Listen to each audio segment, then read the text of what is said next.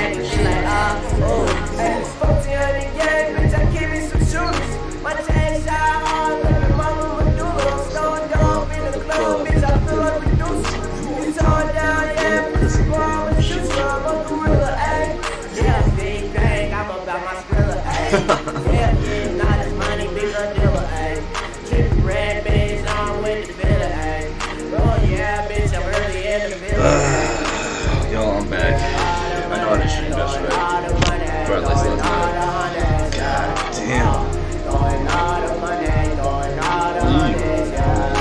Just wanted to say, y'all, I appreciate all the love. I didn't realize the video was playing. Hold on.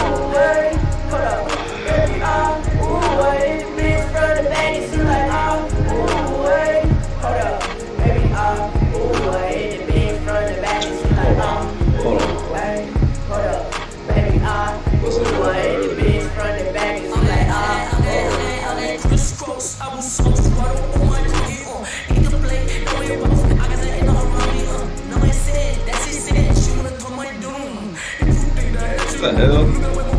What the hell? God damn it. What's going on, man? Stupid ass shit. Stupid ass shit. Stupid ass shit. Stupid ass stupid. I don't know what the fuck. It was not doing that earlier. That's so fucking weird. Okay, hold on. Hold on.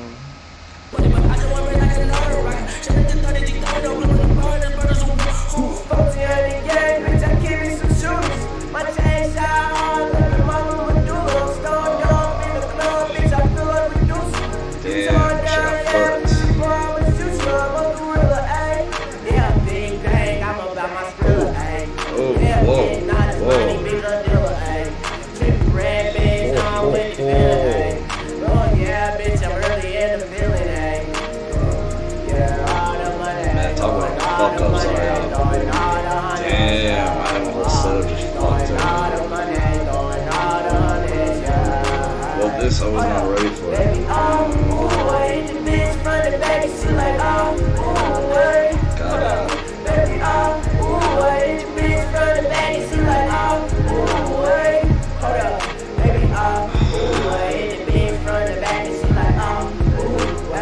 OBS sucks in terms of not having the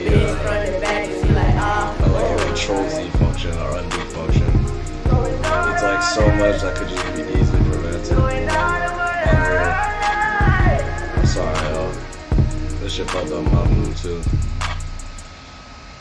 Oh my god, I'm doing everything except what I want to do right now. Damn. Hey, what's this? That's crazy. Hey, if you still gonna be your ways, you gonna fall. I can't believe that really just happened. I know that shit, man. Yeah. Hey, but look though, I ran up that money so motherfucking high. Hey, I swear to God, I can stop rapping now. Yeah, I was more fuck up with you thinking, bitch. I can't take the clean route on G, though they talk down on rich, not that nigga, I can hit.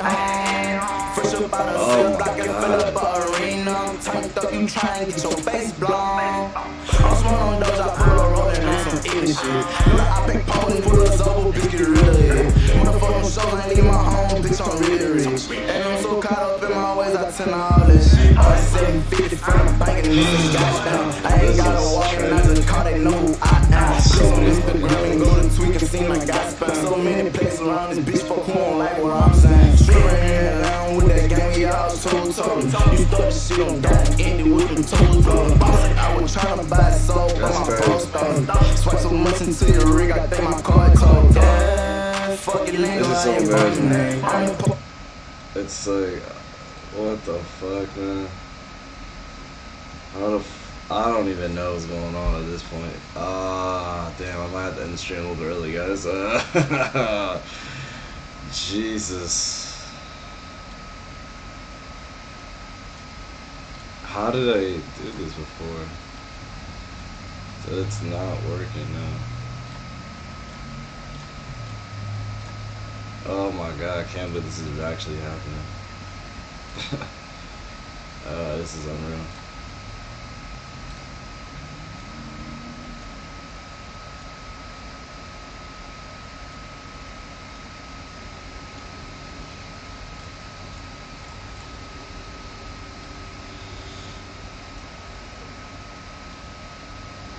Oh, is it because this is not like? I'm guaranteeing you it's probably that, man. Wow. That's crazy. Uh,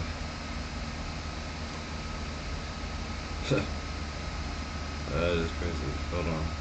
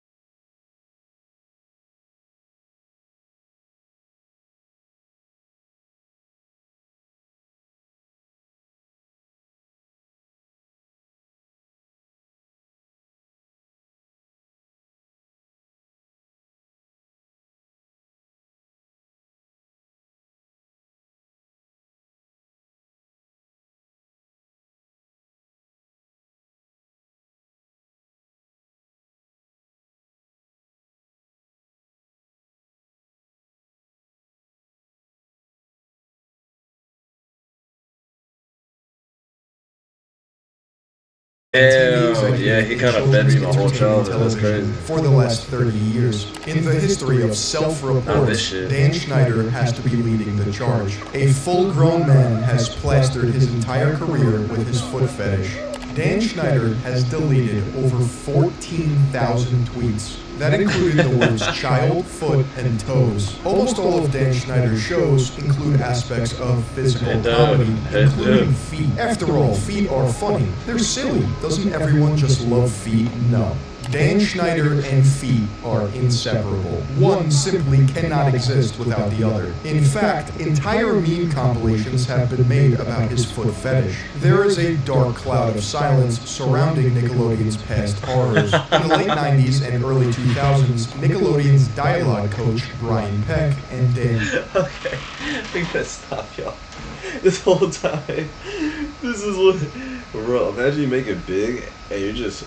This is literally the same shit with the what the fuck was it though? That one the one we were watching yesterday. God damn it! Somebody tell me in the chat, please. But what the hell was it? Those stupid ass. I'm about to say some racist. Those dumb ass the NFTs that are the apes. What's that shit called, y'all? Come on, whatever. How like they're like doing some racist shit behind it. Basically, like, he's doing the same thing with Nickelodeon with the feet shit. It's kind of interesting. Mind blowing, really. Because it makes you think, it's like, I always thought about it, I'm like, why is there so much feet references, obviously, and then on top of that, I never put two and two together, like, what the fuck does Nickelodeon have a foot emblem? I never thought about it. Schneider hosted scouting events for new talent. These events would include taking your shoes off and participating in camp-like activities such as tennis or swimming. Revenge of the Cis podcast has been relentlessly investigating Dan Schneider over the years. And according to an anonymous child actor who attended one of these scouting calls, parents were separated from children to attend a seminar in order to meet agents, while the kids were scouted at the pool. And these kids were aged 13 to 22. He's like, you gotta just take off your shoes, just like run around in front of the camera, you know, talk about how much you love being barefoot. And at the time, even, you know, it was like, okay, that's weird, but I didn't think anything of it because I was still young. Right. So what would happen is that your parents would send you to sort of like this camp. It was basic acting classes, and it was an opportunity for the kids to get discovered. And interestingly enough, most of the kids just got discovered by the pool. Brian Peck was later charged with 11 accounts of sexual assault with a minor named John Doe in court document. What the fuck? What the fuck?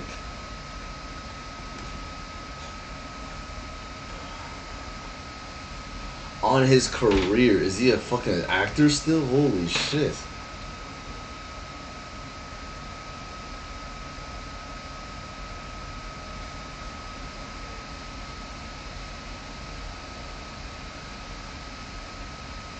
I'm just like, I'm reading this to myself, you guys can read it yourself. I don't want to kind of, I don't know, I want to, it's like, some of this shit is like, what the fuck type of nonsense, man. The remaining counts were dismissed. Charged with 11 accounts of sexual assault with a minor named John Doe in court documents. Although the identity of the 15-year-old minor has never been confirmed in fear that it would damage the young star's career, speculations on the internet have swirled around since this case. According to yet another anonymous source, the minor at the time was allegedly Drake Bell. It is impossible to ever... According to yet another anonymous source, the minor at the time was allegedly Drake Bell. It is impossible to ever know if this is true or not, but the internet seems convinced. Wait, what the did they minor say? When the news broke out that being Lego for Nickelodeon came out on March 1st, they had a feeling Dan or someone on his team would do something to take... Oh, trust me, they don't have to. This source claims that when Drake's ex came out last year, she was allegedly paid by Dan. See, it's already, you know, I'm not buying it.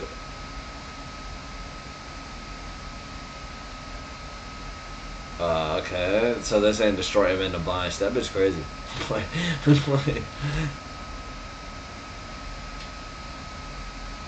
I like how they say Drake. Every time they say Drake, I'm like, Drake? You're not Drake no more, bro. You're Drake Bell.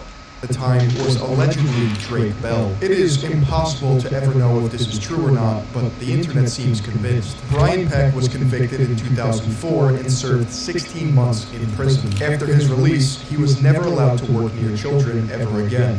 Right? No, Disney hired him to work on Sweet Life of Zack and Cody.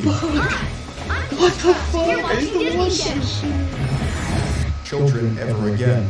Right? First things first, what disturbs me about this is how he's so relaxed. He looks like he has a nice place. People like him should not have a nice place, man. I feel like if you're like a pedophile, you should be paying like your assets up, bro. That should definitely be a law. Fuck this guy. He's driving a Mercedes. Right?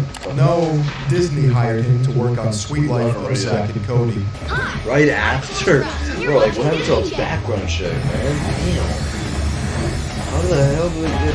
How do you even get the An article from the LA Times in 2002 named Groomed to Be All That details how child actors were media trained and prepped on how to deal with their unordinary life by Nickelodeon. They would carry pamphlets and attend workshops so they knew how to deal with news outlets, reporters, and fans. It highlights Nickelodeon's awareness of the dystopian work environment these kids were thrown into, oftentimes thrust into the spotlight by adults who don't have their best interest in mind. But let's talk about problems that we can avoid, which is why today's video is sponsored by Keeps. Keeps is a subscription service that helps men keep their hair. They offer clinically proven treatments that help combat the symptoms of hair loss. Delivered right to your doorstep. You don't even have to leave your house. Best of all, Keeps treatment plans are affordable, typically half the cost of pharmacy prices. With Keeps, you can get quality, expert care without ever visiting a doctor's office or pharmacy. You're also getting 24/7 care and support. Each treatment plan comes with a full year of unlimited messaging, so you can connect with your prescribing doctor about anything, anytime. 2 out of 3 guys will experience hair loss before the age of 35, but don't worry, Keeps has you covered. In addition to clinically proven treatments, Keeps has an award-winning all-natural thickening shampoo and conditioner system. Keeps physicians will help you select the right products and treatments for your specific condition and hair goals. Hair loss stops with Keeps. To get 50% off your first order, go to keeps.com/Philion or click the link in the description. That's KEEPS.com/Philion. And thank you to Keeps for sponsoring this video. Under Dan Schneider's writing and directing, girls were overtly sexualized time and time again. hell is he doing And there? thank you to Keeps for his handle. sponsoring this video. Under Dan Schneider's writing and directing, girls were overtly sexualized time and time again. The footage is haunting and disgusting, and by today's standards, it's almost ancient. The dichotomy of growing up watching Nickelodeon and reviewing this footage is eerie. It includes gratifying his obvious foot fetish, along with adult references that a child or young adult should not have to perform. Considering the power dynamic of an executive producer and actor. Remember, this is pre-Me Too, when the culture surrounding predation and Hollywood was even more secretive. All this to say that These are social not media kids. campaigns or And they play exposés would have fizzled out or would have been dealt with, if you catch my drift. In 2010, Nickelodeon hosted a website called The Slap, where actors from their most popular shows would post and interact with the media hosted on the site. Now it redirects to Nick.com. Whoever watched Victorious knows that was the that was like the Facebook that they were trying to imitate. After Dan Schneider left Nickelodeon in 2018. One of the most disturbing pieces of content featured on The Slap was Ariana Grande or Cat Valentine from Sam and Cat being forced to perform vile That's acts crazy. that only It's a a thing that we do demented from man here, and would then they're agree repeating on. So now, just for fun, I'm gonna say 3 sentences that I bet not one person has ever That's said before. crazy how And it's big she is now. Sentence number 1. Oh man, the uvula got stuck between that hamster's toes. She's so big now, it's crazy. Never happened, because your uvula is that swingy thing in the back of your throat right here. Sentence number 3. Whoa. I'm soaking wet! Quick, somebody bring me the ocean! No one would ever say that. Why? Because if you were soaking wet and you were upset about it, the last thing you'd want is for somebody to bring you the ocean. Because the ocean is even more wet than even the wettest person in the world. Have you ever tried to get your whole big toe in your mouth? Check this out. Bro, he's literally filming like. Sometimes I wonder if you can get juice from a potato. Shut the fuck up. Shut the fuck up. Is it possible for a teenage girl to drink water upside down? I quit. I'm thirsty!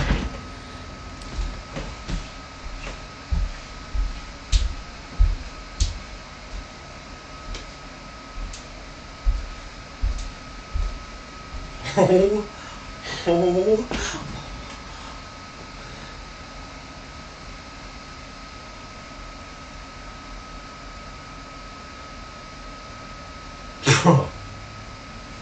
No. I'm not even that type of person, but that I think is a little sus.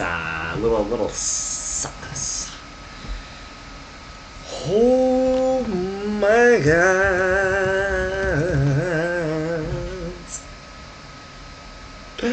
that was so crazy. Oh, dude, that was nuts. I gotta be honest. I gotta take a little break, y'all. What the fuck is happening? Jesus Christ, Dan Schneider. My thing is, she is old enough to fucking know what she is doing. She knows what she is doing. God damn, dude, that is crazy. God damn. Hold on, guys, I gotta set the title up. This guy's nuts.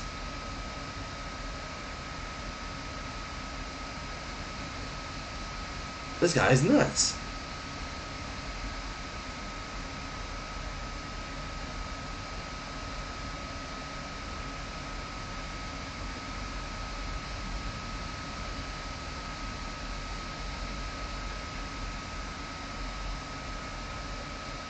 Sweet. Sweet. I don't know why I just did that. That was pretty dumb. It's not possible! Bro. Unreal. This has been me in the video.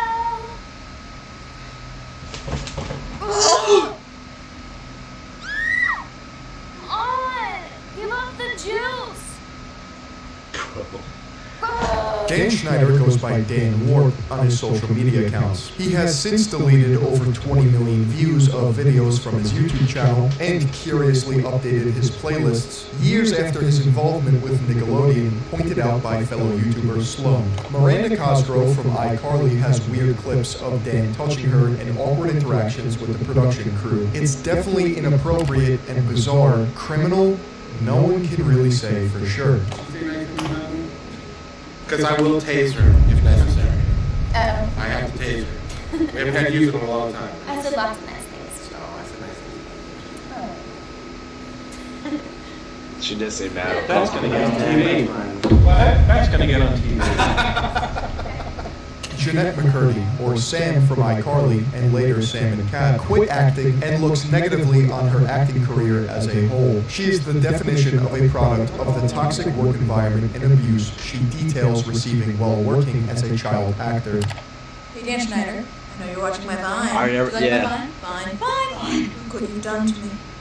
She would later find her place behind the camera working as a producer and director. Both Miranda Cosgrove and Jeanette McCurdy did not attend the Kids' Choice Awards in 2014, while Dan Schneider won a Lifetime Achievement Award. In 2019, she released a teaser called He Touched Me for a loose autobiography that she was making. This left the internet both disturbed and interested in who she was referencing. One theory is that her brother in this clip alludes to Dan Schneider. There's a lot of abuse that happens. I worked with an incredibly emotionally abusive producer. Even talking about it now, my face gets hot thinking. The other theory is that this clip portrays a similar scene when she was in Law & Order SVU. It's also worth noting that Jeanette McCurdy is not part of the very successful iCarly reboot. Oh, wow. She has even stated that she is ashamed of the role she played in the original iCarly. Amanda Bynes easily has the strangest and darkest story regarding Nickelodeon. She met Dan Schneider at 10 years old on the set of All That, and would go on to get her own spin-off show called The Amanda Show. Amanda Bynes was a child star who lacked a I'm not gonna lie, relationship y'all. He with makes parents. fire It seemed as if shows. she was We just have a to brick. admit, he makes some fire shows. He made my whole childhood. I mean, seriously, it's kind of crazy. breadwinner for the family, and that's all they cared about. She was quoted asking for breaks because she was working so much. She developed eating disorders and was even medicated at a young age to help her deal with her problems such as dissociation, hiding her true self behind the character she played. In other words, acting was her way to cope with reality. At 16, Amanda wanted to be emancipated from her parents, meaning she could live her life independently without them. And during this period in her life, she would spend increasing amounts of time with Dan Schneider. An article claiming that she was going to live with Dan Schneider and his wife was removed from the internet in 2003.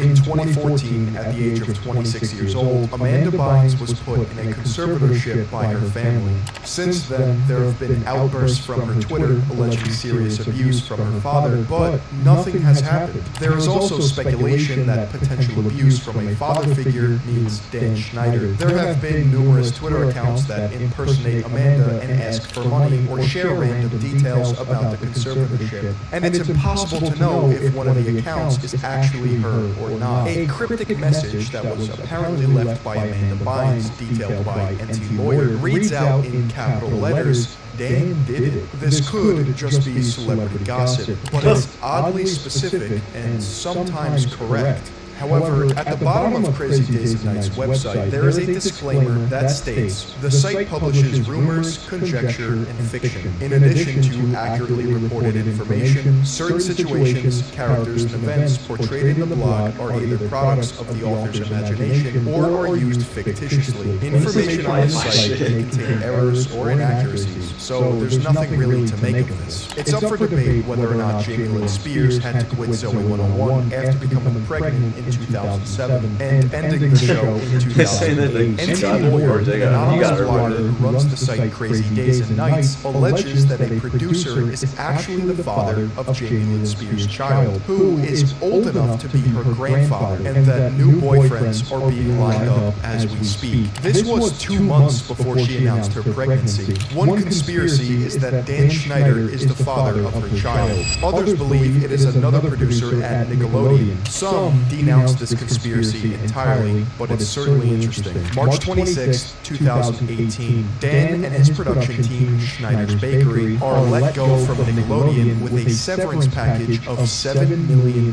Because why not? Nickelodeon and Schneider said in a joint statement, since several Schneider's Bakery projects are wrapping up, both sides agree that this is a natural time for Nickelodeon and Schneider's Bakery to pursue other opportunities and projects. There are two reasons why Nickelodeon cut ties with Dan Schneider: declining ratings and/or allegations against him. It's incredibly easy to hate Dan Schneider, whether it be having teens deliver adult jokes, sexualizing young stars, or blasting feet over everyone's social media feed. No one from Nickelodeon has come forward with direct allegations. It is actually impressive how many dead ends and links surround this story. This is either the biggest Hollywood secret that has been kept under wraps, or the result of a deranged but not criminal man and internet dogpiling.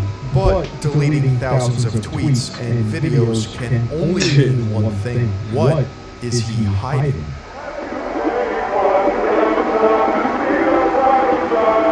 Just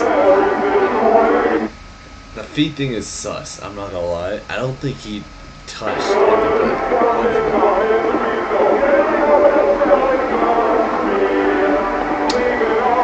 I'm not denying the feet thing. The feet thing is sus, man. The feet thing is a little weird, and then that whole fucking Ariana Grande shit is mind blowing. Like, honestly, that's unreal. But I think he's in the okay for now. For now. Fucking, what is this? Board 8. That's what I was trying to fucking think about earlier. No one told me.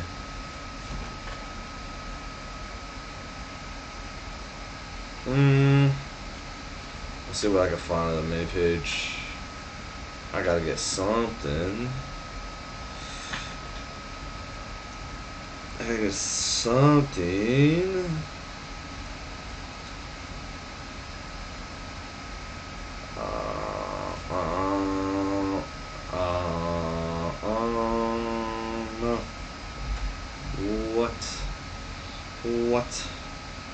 What?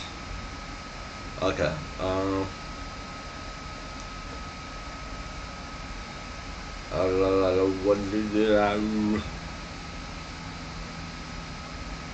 What the hell? Sometimes I ask them if they think it's dangerous, doing what they're doing, if they're worried about things, laugh it off, and that just pisses me off. Right. And then you go ahead and you kill him. Yeah. Not sure what we just don't want to, guys, but let's watch.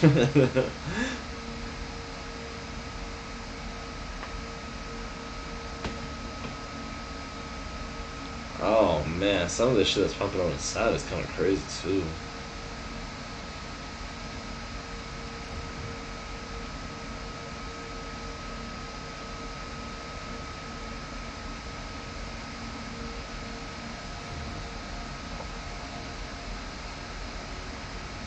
The guy on the phone claims he's been killing prostitutes and he's wondering why he's doing it.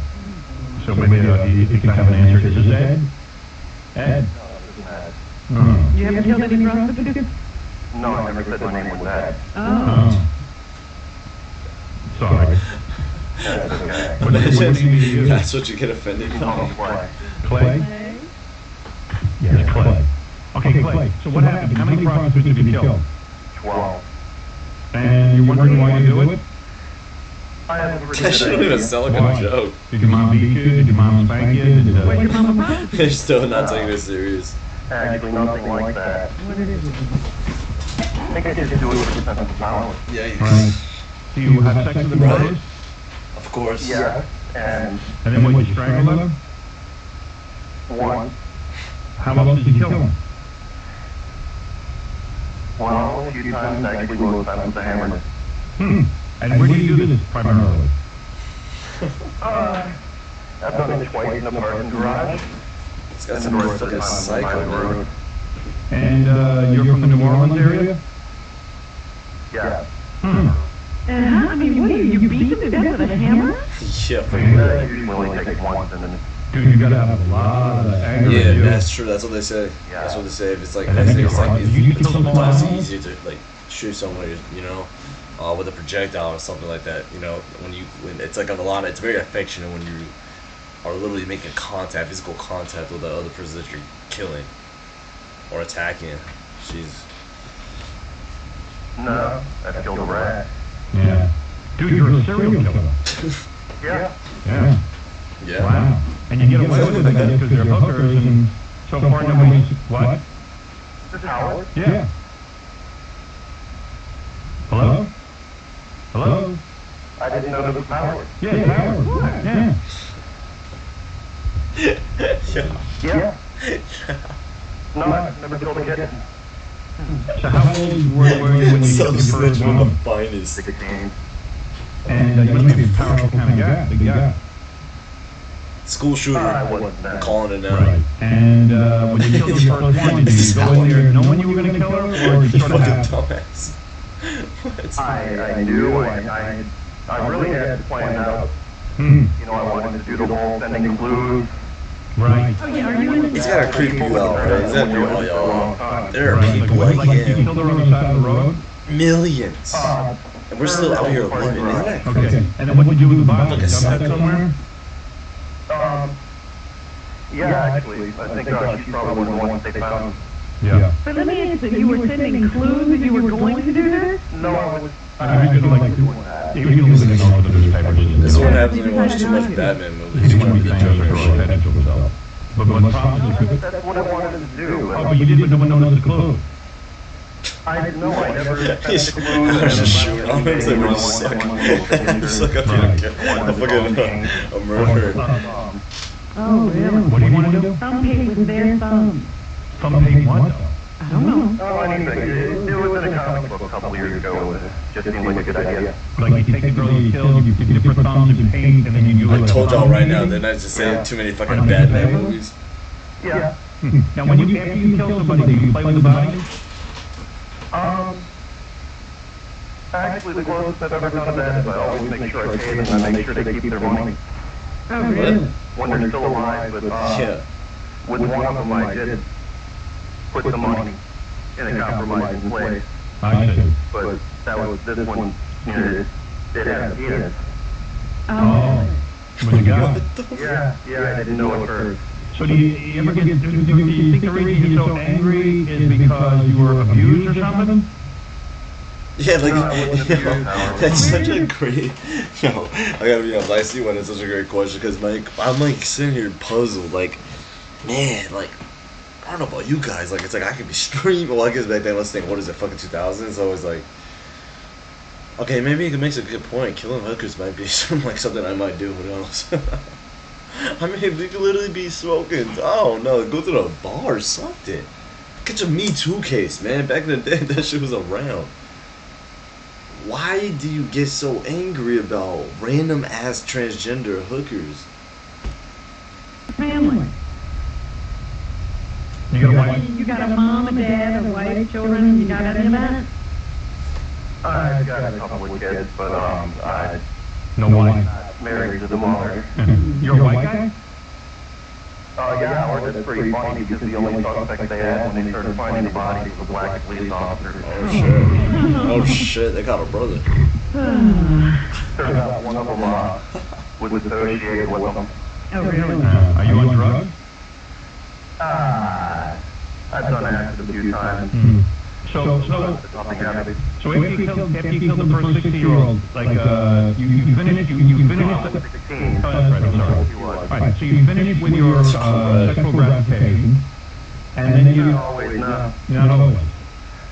You don't even want to get laid sometimes. No, You just want to kill. I'm just bored. Right. But does the killing sexually satisfy you in some way? I can't believe that man's not laughing. I'm not thinking about it later. Yeah. What do you say? He's pleasured himself thinking about it later. Oh, okay. Okay. Now, how far apart are these murders? Like, do you murder and then, like, you feel satisfied for a while? I don't even understand why I do it, Howard. I don't know if I ever get any satisfaction. But how long? The gathering work was the same night. I mean, you killed two people the same night? Yeah, but I went to Mississippi for the second one. Oh, so that makes it okay. So there's no pattern to how many weeks or days between murders? No. Are these mostly white chicks or black chicks? Kind of fair number of them have been black. The transvestite was black. Do you think there's some racial motivation here? No, Howard, they were just, let's just say Jimmy Swagger Town. Jimmy Swagger Town. I mean, anyway. That's pretty much the area around here where the prostitutes all hang out. I see. Alright.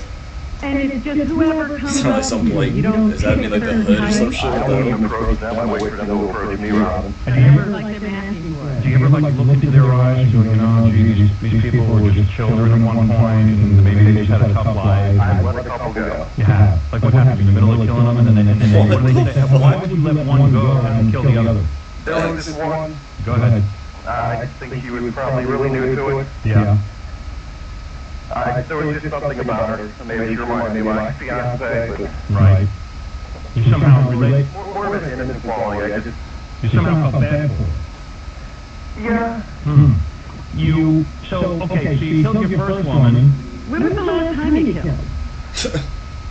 It's been a few months. Right. Actually, it's been going on a year. So, what do you think you're gonna do? You think you're gonna kill yourself? Do you think that, Are you going to kill again? can you stop this? Kill myself, I missed the next Batman movie. Right. You don't want to do that. No, but in all seriousness, I mean, do you think that, you can control this? What did I say? Do you think you can I stop? think I have been. Oh, you have been for the last couple of months. A year you haven't killed. Oh, a year? Yeah. Almost. So why do you think you stopped killing all of them? I told y'all. I really don't know, Howard, I just, part of that was my car broke down. Oh, no transportation.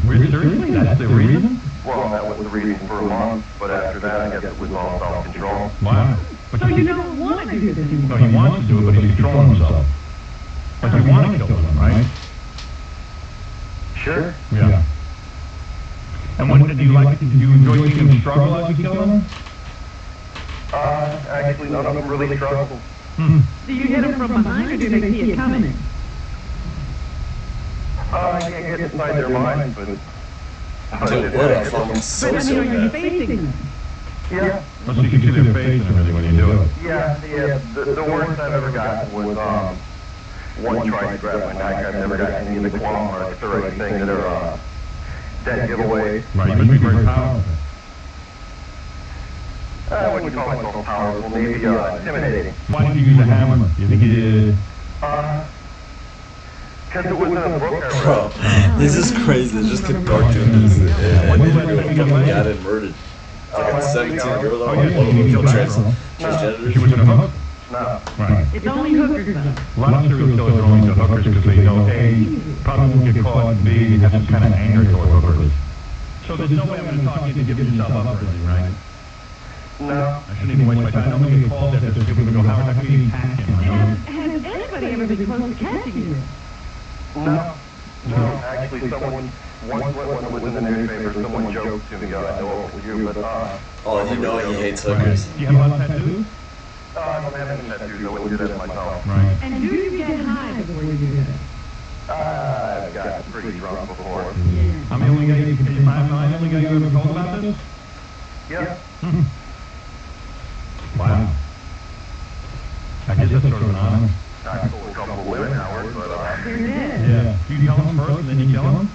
yeah. What do you say to them? I mean, Jesus are they fucking big? Christ. You play the role game if you're out in the middle of nowhere, we got a lot in the middle of nowhere down here. Right. Dude, what So, the in other words, let's say you're with a woman, right? A hooker. Yeah, Howard. And you say to her, okay, honey, you know, you just had sex and everything. What do you say to her? It's a torment? How do you break the news to her that she's going to die? It really depends on my mood. Just give us an example. Well, if I wanted to, I could just say Baba Booey, but that would be pretty, No, come on, be serious. What do you say to her? What the hell is that? That shit sounds racist as fuck. And then what do they do? I like to articulate a little more than that. Mm-hmm. Sometimes I ask them if they think it's dangerous, doing what they're doing, if they're worried about things, no, laugh it off, and that just pisses me off. Right. That's And so then you go ahead and wrong, you kill man. her. Yeah. All right. Well, there you go.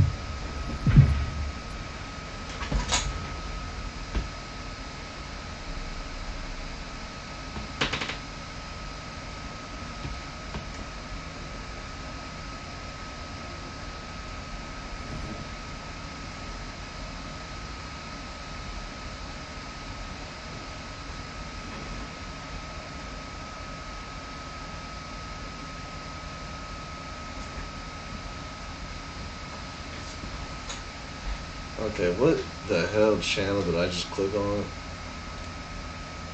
So that shit looked crazy as fuck. What the fuck was that shit?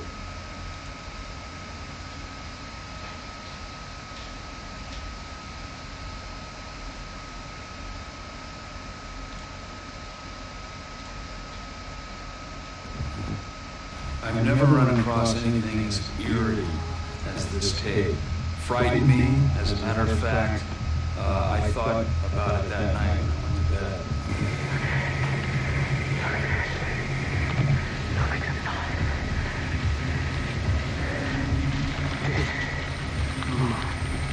Don't leave. Oh, hell. I'm going home.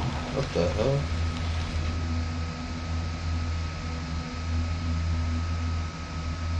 I've never heard about this shit.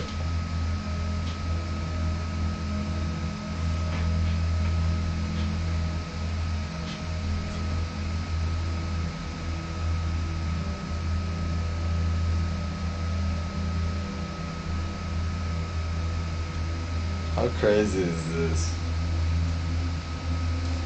I love how they recreated it. Oh, hell. The whole sky's black with smoke.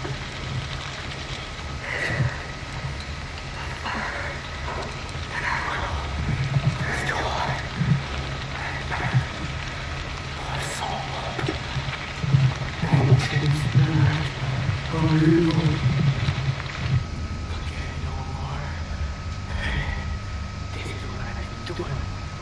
Vacation.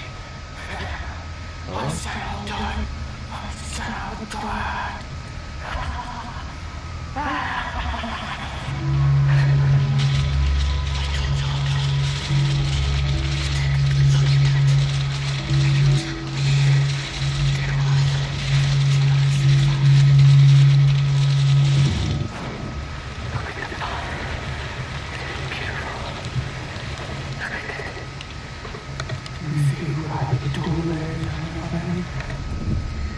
Like I said, ladies and gentlemen, it's amazing that we're just alive. With all these fucking weirdos out there.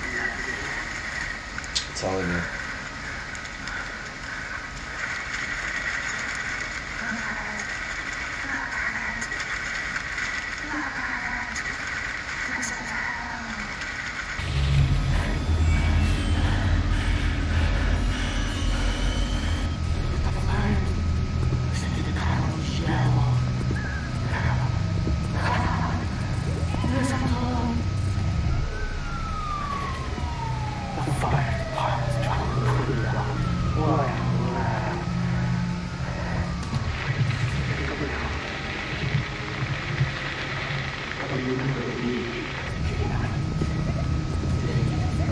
Imagine while he was running now, that's how he dropped it.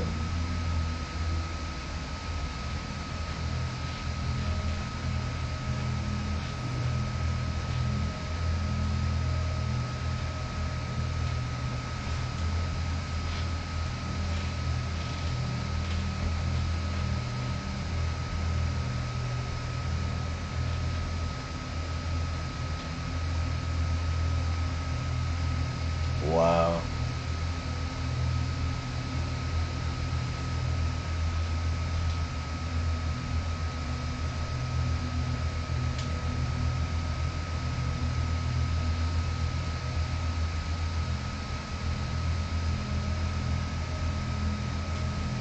Fuck out of here. It's my house.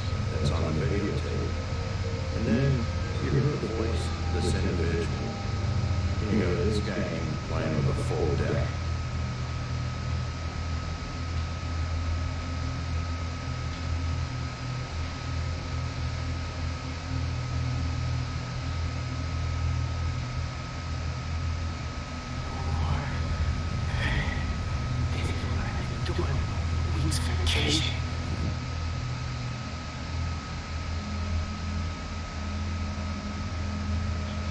Oh, hey, yo.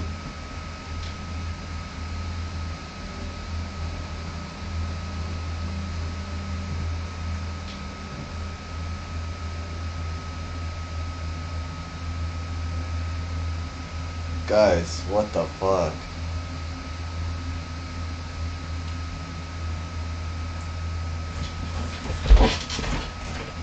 Guys, damn. Hey, man.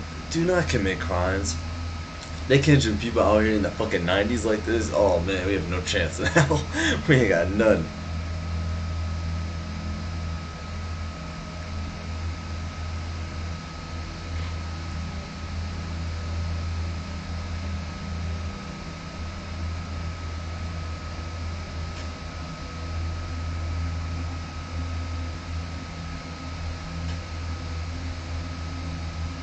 Man, they better lock those little kids up.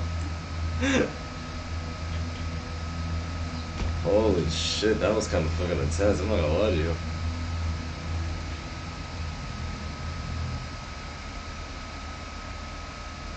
Okay. How about a little of these mini docs, huh? How about we watch some of these? José, ¿qué está pasando? Ven. What? José, suelta el cuchillo. La Fiscalía Estatal investiga a José de Jesús López, a un ex policía federal. En la Policía Federal nos comprometimos a sumarnos al esfuerzo por construir un México en paz. A quien se señala por el asesinato de su esposa Oh, y también de wow. sus dos pequeñas hijas. Nosotros no estamos aquí para agredirte ni nada. Si tiene, nada más queremos saber que esté bien la chica y la familia y pues ya.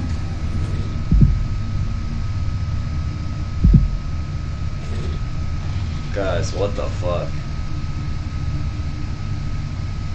What the fuck? He looks a little crazy, I ain't gonna lie to you. He has that crazy look in his eyes. God, I can see it.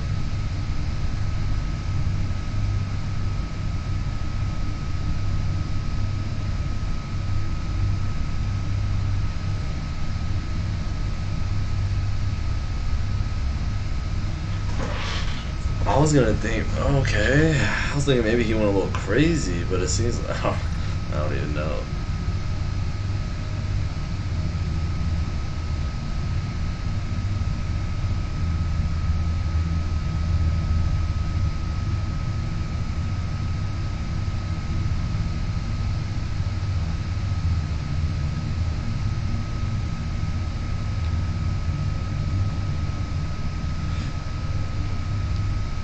Bye bye, Jose. Aggressive ass cop.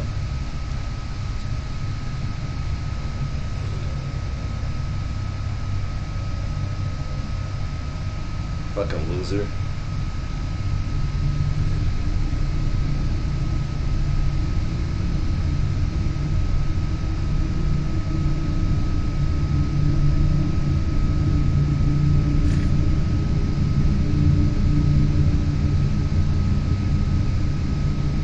Oh my god, she's gonna go even trip out harder.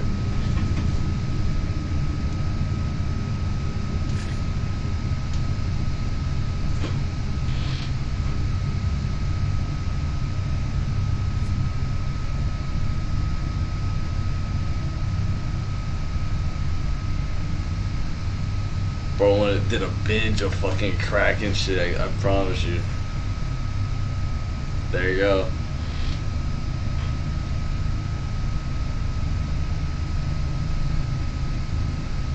Who takes a fucking retreat as a grown ass man with a fucking family?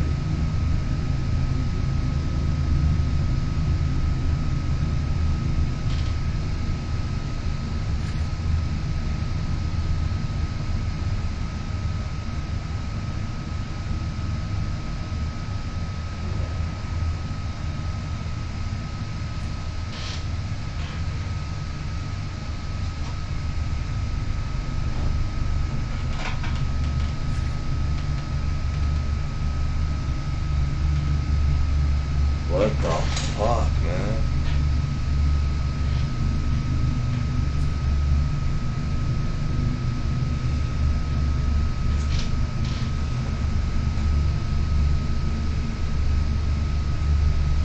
Oh my god.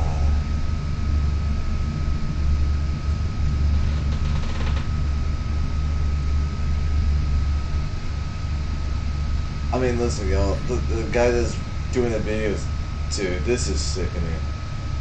What the fuck, man?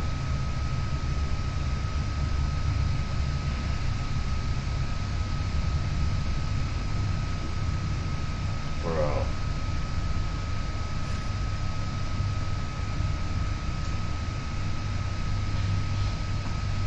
This guy is crazy. What the fuck?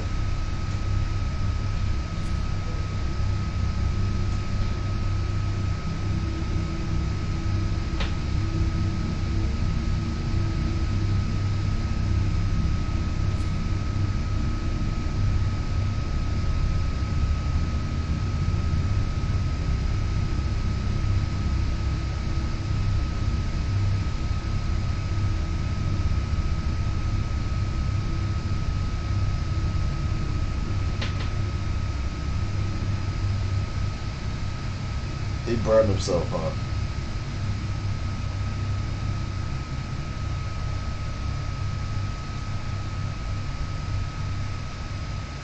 José, ¿qué está pasando? Ven.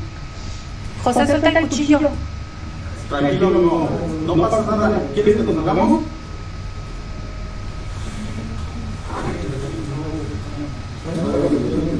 José, pero primero suelta el cuchillo, por favor, José. Nada más queremos que esté bien y ya nos vamos. José. José. No estamos aquí. Tú no sabes, José. Tú tranquilo. Pero ¿y tu familia? ¿Dónde está tu esposa? Pasa con tu esposa, pasa. ¿Dónde está llegando? ¿Dónde está? ¿Este cuchillo no? ¿No tuvimos con la amenaza con las armas? No viste compañero de nosotros, ¿no? Ahora se sabe muy bien que no nos vamos a tratar con un compañero. No. He gets our own, now he gets our own. Eso no importa. Nosotros no estamos aquí para agredirte ni nada. Si tiene, nada más queremos saber que esté bien la chica y la familia y pues ya. Ya nada más por eso nos retiramos. Nada más nos retiramos a veces con la carga de esto. ¿Qué está pasando?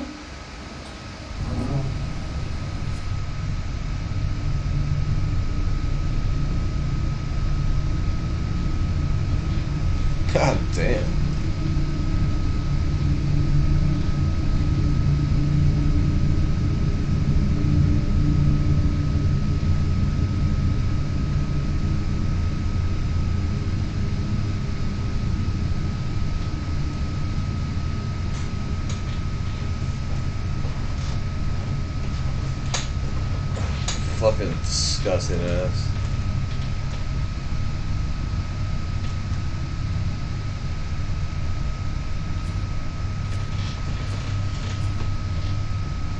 Okay, yo, I'm not gonna lie, these are fucking depressing as much as I would want to like keep watching these. I'm gonna switch it up. Oh, bro, those are like way too deep for me. I'm not gonna lie to you. Ugh. My head can't take it.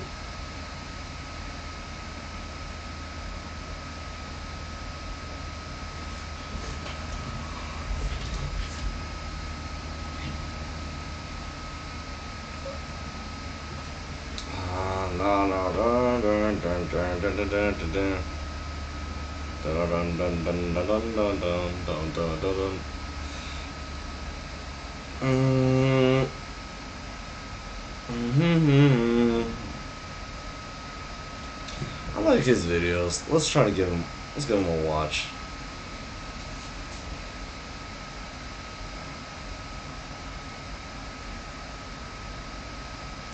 How did they escape from Disney? I don't know why. It's far too common that child stars struggle adapting to a more normal life after television fame, mostly because of the pressure forced on them at such a young age, plus all the flaws, successes, and failures are publicized to millions of people. Dylan Sprouse and Cole Sprouse are two identical twins that had wildly successful careers that started when they were just 8 months old. We know that Disney actors are often overworked, develop emotional trauma, and have a hard time getting away from the label of child star.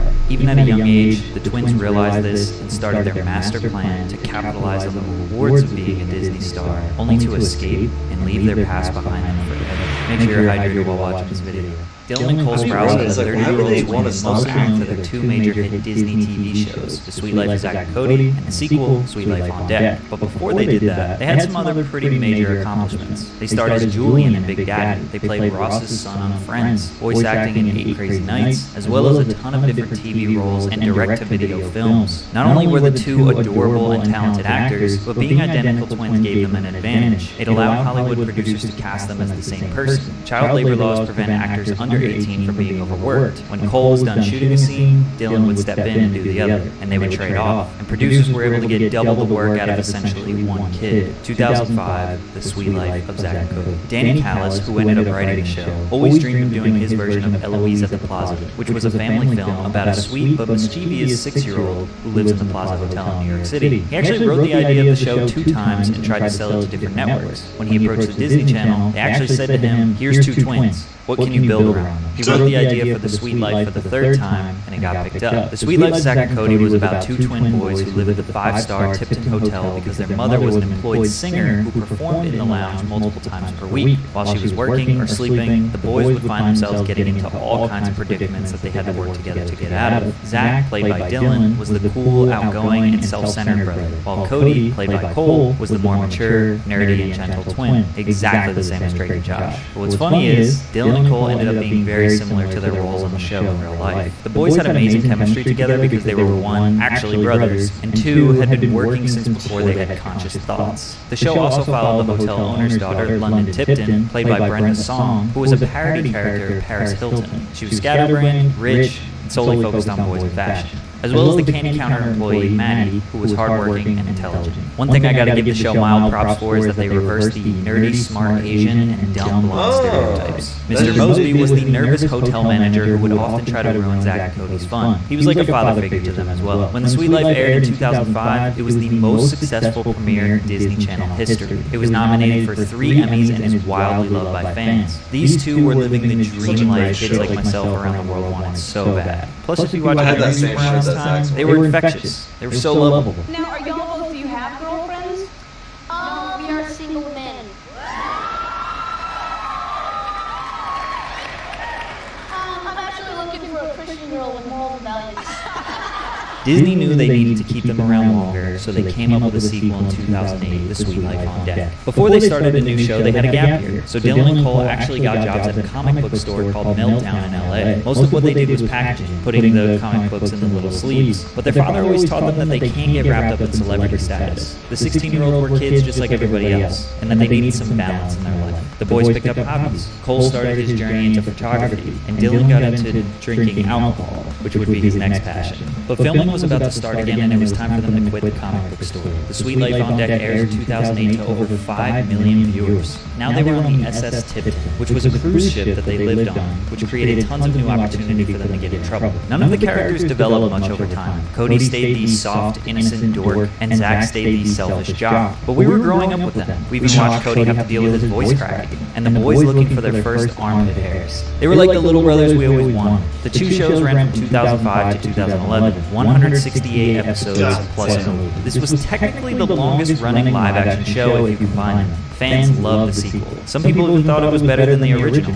I personally think the original was better, but we can fight it out in the comments. Naturally, like all shows that depend on children, they can only last so long. Dylan and Cole were now 18 and looked vastly different than when they started. But the truth is, they didn't want The Sweet Life to end as abruptly as it did. The twins wanted to produce and direct one more season of The Sweet Life. They came up with an idea where they graduate high school, move off the ship, and go back to Boston. In their downtime at college, they would meet a single dad with a child at the hotel. Zach and Cody would kind of raise the boy up like a little brother, showing him all the crazy stuff in the hotel, leading him into wacky situations. The final season could have been the perfect way to transition into a whole new show based around the young boy. Cole said that the goal of this was to transition them out of the show. That way the cast and crew didn't have to lose their jobs that they had for the past 6 years. Disney executives laughed in their faces for the idea they came up with, which led to a 5-year hiatus in acting.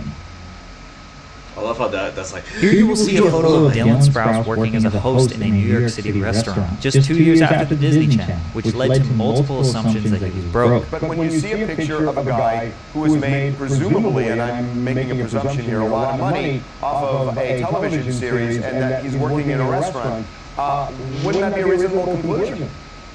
I mean, I definitely think that that's in mind. Although it is negative, it's just a negative way to think for the most part. People can work jobs like that for experience, and I think that's kind of the way I targeted it. If I didn't know anything about the Sprouse twins, I would have assumed the same thing. But what you will notice in the rest of this video is that the boys, mostly Dylan, have done a lot to escape their previous lives. They both got accepted to New York University and decided to dorm with everyone else and go to college full-time. Dylan was majoring in video game design and was something of a video game addict. Cole was an archaeology student, majoring in geographical information systems. He traveled all over the world through their program and even made a big discovery. Cole unearthed a mask of Denise in Bulgaria. They both were quite literally just normal college kids from 2011 to 2014, focused on their studies and working side jobs in their free time. This type of normality most definitely prevented them from ending up like countless other child celebrities. Child stars face a lot of pressure to immediately get an adult acting role or start a music career. Whatever it is, if they don't outdo Disney or Nickelodeon, it seems like a step down, because they have millions of fans that want them to still be their 13-year-old selves, but when you get into your 20s, you just want to move on. The pressure ends up eating them alive, and they make mistakes. Then it's highly publicized, which compounds the initial problem. So instead of going down the dark Hollywood path, the twins did the exact opposite. Let's fully step away from this. We can't be compared to our old roles if we aren't doing anything at all. They did stay popular on Twitter and social media and would let the jokes fly. Oh, I get it, Selena. Too good to follow your old pals, Dylan and Cole, huh? This is just like when we were 12. Cole started an Instagram page called Camera Duels, where he would post pictures of people that were trying to secretly take pictures of him, accompanied with comically long captions of him critiquing their strategies. The only scandals or controversies they got in were pretty mild. Dylan took lewd pictures of himself that leaked. Because of this, he gained hundreds of thousands of followers, so it kind of helped him. Then Cole started a Tumblr social experiment that legitimately made some of his fans turn on him, where he pretended to be himself in order to get fans to engage with him. While they were engaging, he was writing deep and philosophical paragraphs on why their perception of him is flawed. Then after 1 month, he deleted his account, told everyone it was a social experiment, and basically made fun of them for idolizing him and engaging. Kind of a douchey move. Like I said before, Cole and Dylan are a lot like Cody and Zach. Cole is the philosophical, poetic, artsy boy who thinks super deeply about everything. Dylan, while still being artsy and well-educated, likes to slam beers with the bros and have a good time. We get it, you're Dylan Sprouse, and you're livid about games and journalism, even though you can't fight me IRL. Catch these hands? We are as the sun. The rays come bearing to our soft-spoken souls, dancing torpidly upon the frail shudder of angst. You're Insta. Remember when I said Dylan discovered his love for alcohol at age 16? Due to his love for history, he became interested in the ancient alcoholic beverage mead, which apparently is the oldest alcohol ever that can be traced back 8,000 years. It's a fermented beverage made of honey, water, and yeast. During his college years, he would practice making his own mead. Some batches were good, some were terrible. But no matter what, He and his roommate Matt got drunk. When Dylan graduated college, he was taking some acting gigs, but he had more free time and wanted to pick up a hobby. Since he was passionate about brewing, he got an internship at a distillery called Kings County in Brooklyn. Working there and getting immersed into this world made him realize how badly he wanted to pursue this hobby into something bigger. The All Wise Meadery was born, which is his Brooklyn meadery where he actually makes the alcohol himself. A lot of people in the brewing community doubted Dylan. They thought he was a privileged actor boy who grew up with everything and wanted to take over their hard-earned reputation. They didn't realize how passionate he was and how much respect he had for mead and brewing. Plus, he had a lot of people just saying he was another celebrity endorsing the product. Like he didn't care for it, it was just for money. I have to explain a lot that I'm actually brewing it. Right? I have to explain a lot that these are my recipes. I have to explain a lot to people that this is my business and I'm here every day. That comes as a surprise to a lot of people. It's kind of wild to see someone go for a much more humble job serving the local community rather than chasing Hollywood fame. Cole, on the other hand, was pursuing his photography career. Not so much for money, but rather the art. One day he asked Traveler magazine if he could work on a piece for them. They said yes, but not for money, since they had no idea he did anything outside of the Disney Channel. So Cole took a 3-day train journey from the West Coast to the East Coast and documented the process. They ended up publishing his article digitally. While this isn't some massive success story, it just shows the boys were trying to broaden their horizons with the luxury of not needing big paychecks. He would go on to be a respected photographer and get some of his pieces published in high-profile magazines. But Cole would ultimately get back into acting. In 2017, he got a consistent role on the wildly successful teen drama show Riverdale, which has been running for 7 seasons, as well as lead roles in the movies 5 Feet Apart and Moonshot. I definitely see Cole pursuing more large acting gigs in his career. Dylan did also get back into acting in 2017. His team suggested that he shoot for lead roles in big projects like Big Brother, but he prefers small indie films and wanted to participate on good projects regardless of the character size or depth. Dylan still spends a lot of his time focusing on video games. He's extremely immersed in Dungeons & Dragons and offers his help with indie game developers. He even recently released his own comic book called Sun Eater. My brother and I used to get quite a bit of, "Oh, you made it out. Oh, you're unscathed." No, the young women on the channel we were on were so heavily sexualized from such an earlier age than my brother and I that there's absolutely no way that we can compare our experiences. Cole has been vehemently against child stars getting criticized for their downward spirals, because there are mostly women being targeted and the public doesn't seem to understand the difficulty of being a child star or what goes on behind the scenes. Dylan and Cole actually started getting into acting because their family needed money, so they put their 1-year-olds to work. This sounds like a recipe for disaster, but it seems as if their parents instilled the right values in them to maintain balance as a celebrity. I'm not the best on the bullshit, man. They got lucky. Let's just call it what it is, but...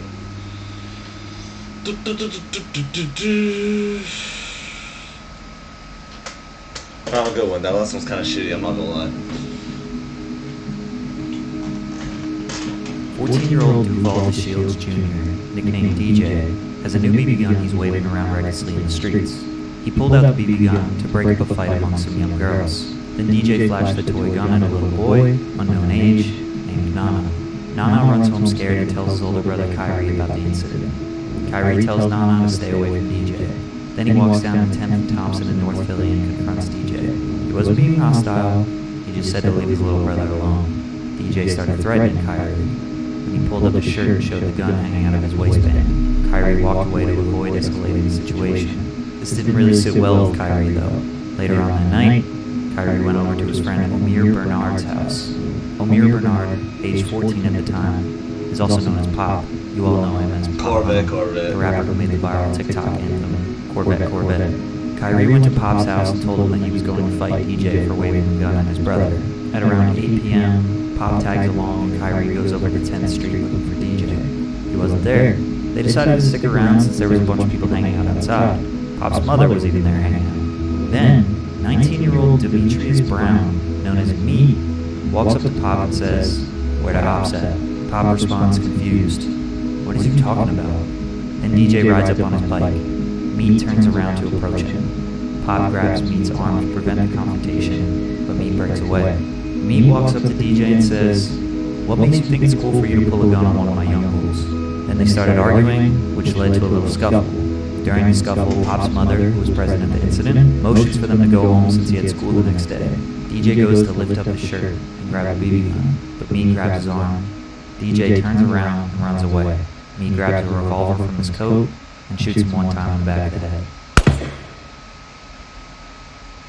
Sadly, Duval DeShields Jr.'s life was taken way too soon. He was just a kid who was messing around with a toy gun, something me and my friends did all the time at the same age. And it cost him his life. The 19-year-old was charged with third-degree murder and served 40 years in prison. Fast forward 5 years almost to the exact day, one of the witnesses to the murder, Pop, would drop a song called Adderall that would eventually chart on the Billboard Hot 100. Adderall was actually his second viral song. The first song, single, went viral earlier that year, but Corvette was so popular that Philadelphia's own Lil Uzi Vert felt like it was only right to jump on the remix with Pop. They dropped the remix together along with the video, and that would rack up over 40 million views on YouTube, generating him 250,000 subscribers. Then a week later, Uzi started posting promo videos of a new song titled Take Off that they were about to release. With 2 viral hits and now a second song featuring Lil Uzi Vert about to drop, it was looking like 2021 was about to be the year that Pop Hana goes mainstream. Just double check and make sure you subscribe. Might as well like the video while you're at it. Drink water. Fans noticed that Uzi removed all of the promo posts of him and Pop Hana for their song that was about to drop that very same day. Then paperwork of Pop's witness statement to the murder of DJ in 2015 leaked onto the internet. Now, one thing about rappers who claim to be from the streets is snitching or giving any information to the police is a cardinal sin. The last thing you want to be known as is a rat. So maybe Uzi was trying to distance himself from the situation before the blogs picked it up. Pop initially responded via his IG story and said, "Fake papers." A few days later, a DM exchange between Pop and Lil Uzi is leaked. This was allegedly posted on Pop's close friends story, which means the public can't see it. Uzi said, "Lil bro, you gotta take me off the EP, I can't accept what you did. Come on, big bro. Everybody's starting to hate me because I was being loyal. I did what I had to do. I can't even get features from no other artist because of this. Sorry, little bro, I just can't respect what you did." Pop posted this and said, "I'm about to just quit rapping, all that paperwork just fucked up my whole reputation." But not enough people suspected this to be fake. They just assumed it was real right off the jump. But it raised a few questions to me. Why would Pop Hana post this conversation? He knows how the internet works. If this was a private DM, keep it private. I know some of y'all are going to say, but it's on his close friend's story. Still, it's one screenshot away from being all over the internet. It says that Pop and Uzi aren't following each other. Uzi at the time wasn't following anyone, so that's fine. But Pop Hana is not shy with follow-up. Why wouldn't you be following one of the biggest rappers in the game that you have 2 songs with when you follow hundreds of other people? The quote, "Everybody started to hate me because I was being loyal." Loyal to who? Doesn't really make sense, but we'll get into that. And this is another weak point, but why would Uzi call him Lil Bro when he's claiming not to fuck with him? And also fans were saying that Uzi doesn't even type like that. Then a tweet. "Need my verse back. That song, Real Street Dudes Stick to the Code." This tweet was allegedly posted at 3:50 a.m. on Christmas Eve, a very convenient time for nobody to see it. Yet, somebody does have a screenshot. Now here's the thing, the DM photo was picked up by all the blogs on December 27th. Rap blogs are fast. They post everything within minutes or hours of them surfacing onto the internet, especially academics who reports on everything first. And he was a few days late on this. So how did this tweet not get shared 3 days earlier on the 24th? With a caption, something like, "Why did Uzi delete this tweet? Who is Uzi talking about?" I mean, that's like some typical rap blog stuff. Don't you think academics and other pages would post this tweet the same day that it occurred? I'd imagine that whoever took this screenshot was trying to do everything they could to spam it to academics and all these other blogs. But barely any of them even posted this tweet. They mostly just posted the DM conversation. I think people just assumed the screenshots were real because neither Pop nor Uzi denied them. They never talked about them, so I guess we'll never know. But it doesn't matter, right? Because Pop actually snitched. Well, a lot of misinformation was being spread. In the beginning of this video, I explained what happened. I read through all 3 witness statements and the full memorandum of the Commonwealth of Pennsylvania versus Demetrius Brown, who was the shooter. Every video posted on YouTube said, "Oh, the details of the case don't matter." But then they talked about the case while people in the comments continued to spread misinformation. They said Pop was 13. No, he was about to turn 15. They said his best friend was killed right in front of him. No, he barely knew the kid who died. Then some people said his friend was the killer. No, he barely knew the killer as well. Remember, this is all per the legal documents. Pop was Kyrie's friend. Kyrie's little brother was the one that DJ waved the BB gun. And Kyrie was going over to fight DJ. Pop was just tagging along. When they got there, Pop was basically just chilling with his mom. Me, Shooter, is the one who stepped in and when things escalated. According to Pop's paperwork and the memorandum, Pop was merely just a bystander to a crime. 1 week after the shooting, homicide detectives brought him in, and as a 14-year-old, he just reported the things that he saw unfold in front of him. I don't know if this changes anything to you. I don't know if you perceive the situation differently, but we do know which way the internet perceived the situation, and perception is kind of reality. So if people think that he's a snitch, then I guess he is. But 2 years later in 2017, he was subpoenaed to court to testify again during the sentencing meet. Subpoenaing is basically when you're legally obligated to show up for court because your information is critical to reaching the conclusion of the crime. He showed up for court, testified on stand, under oath, and when they asked him about the paperwork, the statement that he made right after the crime happened, he said, quote, "That statement, forget about it. Never happened. Nothing." So Pop Hunter in court said everything that he wrote on that paper was fake. Now you can make your own conclusion with that information. I'm a suburban kid. The last thing I know is anything about the street code or the ethics of the streets or what makes a snitch and what doesn't. But I do know that all of this information circling around the internet, whether true or not, ruined his career.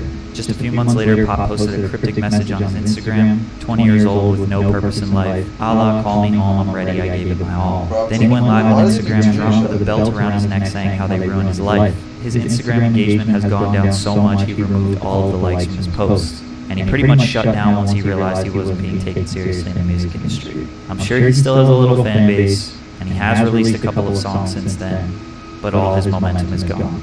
He even tried to set up this fake stunt where a fan ran on stage at Rolling Loud and stole the mic from him. It did get people talking about him again, and he tried to use that buzz to promote his newest song, Maybe Call Me, but it just resorted to people making fun of him even more. Does Pop deserve this response from the music industry and fans? Was Uzi just trying to protect his own reputation? And can Pop Hunter ever have a career in the future? New videos every Monday and Thursday. Make sure you subscribe. Poor guy. Poor kid, I should say. Poor kid. Poor kid. Plus that Rolly Avalanche. It's my first time rapping it. I think that's how it goes. Man. Oh, this looks interesting. What's the emergency? How can we help you? Kendrick, are you there with him now? When's the last time you saw him or talked to him? Yesterday, please. Alright, stay with me on the line, okay? We're already on the way there now. I'm going to give you instructions. Can you wake him up? I'm going to give you instructions. That's the beast, man. Stay with me on the line. Can you found him on the bed, on the floor? Listen, so I can help you. The only way we can help your friend is if you follow my... Hello, sir? Hello?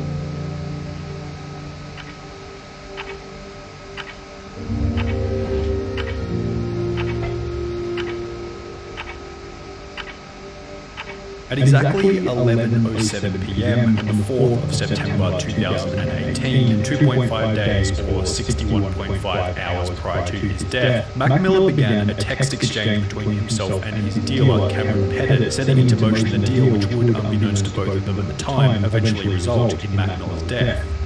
Yo, what's up? Did you hear back about Addy? Nah, I couldn't find any. All good. You didn't have any lead, did you? Perks? I got some dilated twos, but that's about it. I could get yellows and blues though. As far as trucks? Yeah, 30. When did you get them? Probably in an hour or two. They're 30 each. Any chance I could get 10 of those, 10 bars and a ball? Yeah, for sure. I'll get back, but I'm about to pick them up. For sure. Could you actually drop them at the studio? Yeah, where at? I'm in Conway. Let me send you the address. 655 North Street, Andrew's place. Okay. Is that far from you? Not too far. I can make it. Okay, word. Let me know how when nice you're this away. place is. Okay, I will. What time are you thinking? Probably 1. That's for the blues too. Could you come through with the other earlier? Yeah, that's for all of it. I'm gonna pick them up right now. Actually, I can wait. Blues too. Could you come through with the other earlier? Yeah, that's for all of it. I'm gonna pick them up right now. Actually, I can wait. LOL. Beautiful. Okay, sweet. Mac Miller and Cameron Pettit agreed to play. McCormick, right? Okay, that's sweet. his name. I'm sorry, y'all. Mac Miller, I want to see his nice ass. Okay, I will. What time are you thinking? Probably 1. That's for the blues too. Could you come through with the other earlier? Yeah, that's for all of it. I'm gonna pick them up right now. Actually, I can wait. LOL. Beautiful. Okay, sweet. Mac Miller and Cameron Pettit agreed to meet at a Hollywood recording studio with a time set for 1 a.m. However, Cameron Pettit failed to show up at the specified time. After Cameron Pettit's no-show, Mac Miller would text yo, then 8 minutes later, where you at? Then another text message containing only a question mark, which once again received no response from Cameron Pettit. For this reason, approximately 16 minutes later at 1:12 a.m., Mac Miller would then text Mia Johansson, a friend of Cameron Pettit, exchanging the following messages. Cam is supposed to be calling up and he ain't answering. I don't know, hon. Is there anybody else with the stuff? I can send someone to go, lol. I need a few things. I have everything. Well, There's no bars or It's on Melrose, basically. Do you have the lean too? no lean, lol. The Adderall too. I have Oxy. Perks? I have Norco. What milligram on Oxy and Norco? 30 milligrams Oxy and 10 milligrams Norco. So the Oxy a little? Yes, little blue pill. Can I get 5 of those, 5 bars and a G of snow? Yeah, 30 milligrams Oxy is $30 each and $5 each bar. $10 each Norco. They are 10 milligrams. I'll give you the gram for free. What about 2 Gs? Deal. What girls is available? Carla is ready. So what will my total be? Send me a picture of the Oxy though. How long will all of this take to arrive? 30 minutes. I'm at 655 St. Andrews. With a girl. What's the total of everything else? 5 Oxy, $150. $30 each. 5 I mean, it was in the bars, recording studio. $25 each. 5 Norco, $50. $10 each. 10 Addy, $100. $10 each. 2 grams free, girl, $700. Total, $1,025. Send through. South or North St. Andrews? North. She's 31 minutes away.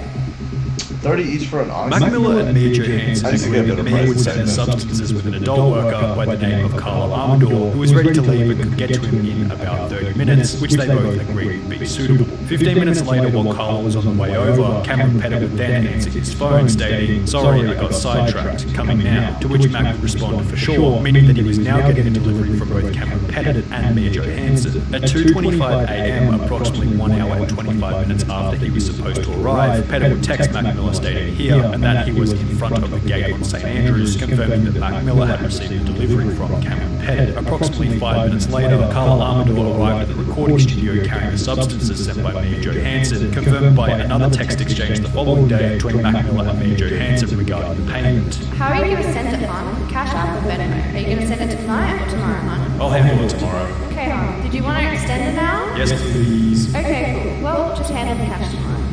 The following morning, Johansson discovered that Mac Miller had ended up spending 5 hours with Carla instead of the agreed 2 hours, which would also come up in conversation. 5 hours at $600 an hour since you did so many hours. Prompting a response from Mac, who stated, "I just wanted an extra hour, but I guess I never told her to leave. All of a sudden, it was 7 a.m. I was just working and she was kicking it," which was followed by Mac paying Johansson a total of $3,325, $3,000 for Carla's services, and $325 for the substances she had delivered, concluding the events and exchanges regarding the night of September 4th. Damn, so he was getting pussy with a fucking hooker.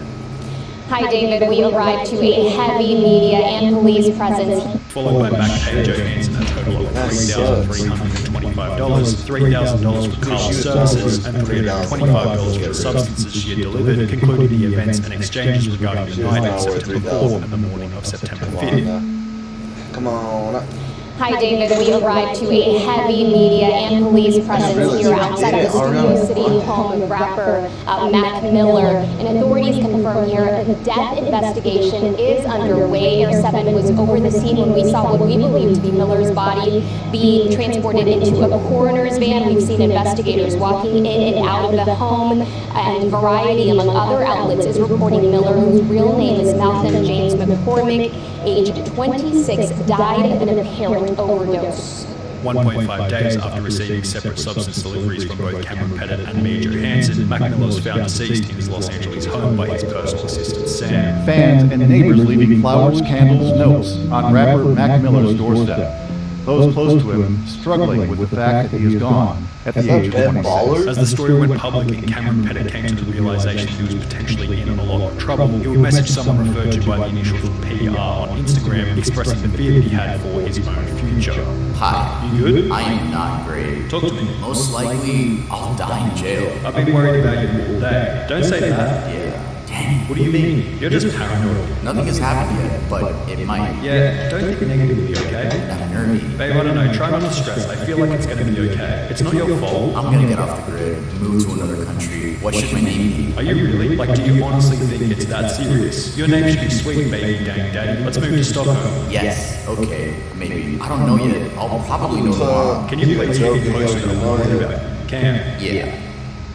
Seemingly in a state of panic, Cameron Pettit with their message another user referred to by the initials AG, asking if he should post a screenshot of his text message exchange between him and Mac Miller, however concluded that he should probably not post anything just to be smart. However, after only a week, on the 15th of September 2018, Cameron Pettit would post a photo of himself on Instagram wearing a big old smile on his face as if nothing had ever happened. However, Pettit wouldn't be smiling for long. Authorities came to realise that Mia Johansson, Carla Amador and Cameron Pettit were all involved to some extent, but the tricky part was figuring out who actually sold the substances that eventually led to Mac Miller's OD. On the day of Mac's death, police would find a total of 40 pills in the pocket of a coat jacket that had been hanging in his bathroom closet. 6 of these were blue circular pills imprinted with a V on one side and 48/12 on the other side. These were supposed to be prescription oxycodone pills. However, after being tested, they were found to be counterfeit and instead contained fentanyl, a synthetic 50 times stronger than heroin, and it was concluded that Mac Miller would not have died from an overdose but for the fentanyl contained in the pills. Considering Cameron Pettit had stated that he was going to supply the blues in their original text exchange, investigators concluded that Pettit must have been the one who sold the counterfeit pills to Mac Miller. Cameron Pettit had purchased the pills from a 46-year-old man by the name of Stephen Walter, who, prior to selling the pills to Pettit, had a long list of previous convictions on his criminal record. Despite Pettit having purchased the pills from Walter, they were delivered by a 36-year-old man by the name of Ryan Rivas, who conveniently moved to Arizona shortly after Mac Miller's passing. All 3 men were completely aware of the risks in selling the counterfeit pills. One text message exchanged by Ryan Rivas read, "People have been dying from fake blues left and right. You better believe law enforcement is using informants and undercover to buy them on the street so they can start putting people in prison for life for selling fake pills." However, this didn't stop any of them from carrying on with the dealing. Less than a month after Cameron Pettit had sold the fatal counterfeit pills to Mac Miller, which he knew resulted in his death, he would buy another batch from his dealer Stephen Walter, continuing to sell them to the public while being fully aware that they would likely result in yet another death. Crazily enough, this would go on for approximately 10 more months until the 4th of September 2019, exactly 1 year to the day of when he first sold the pills to Mac Miller, at which point he, Stephen Walter and Ryan Rivas were all arrested for conspiring to distribute controlled substances resulting in death. I am something probably not.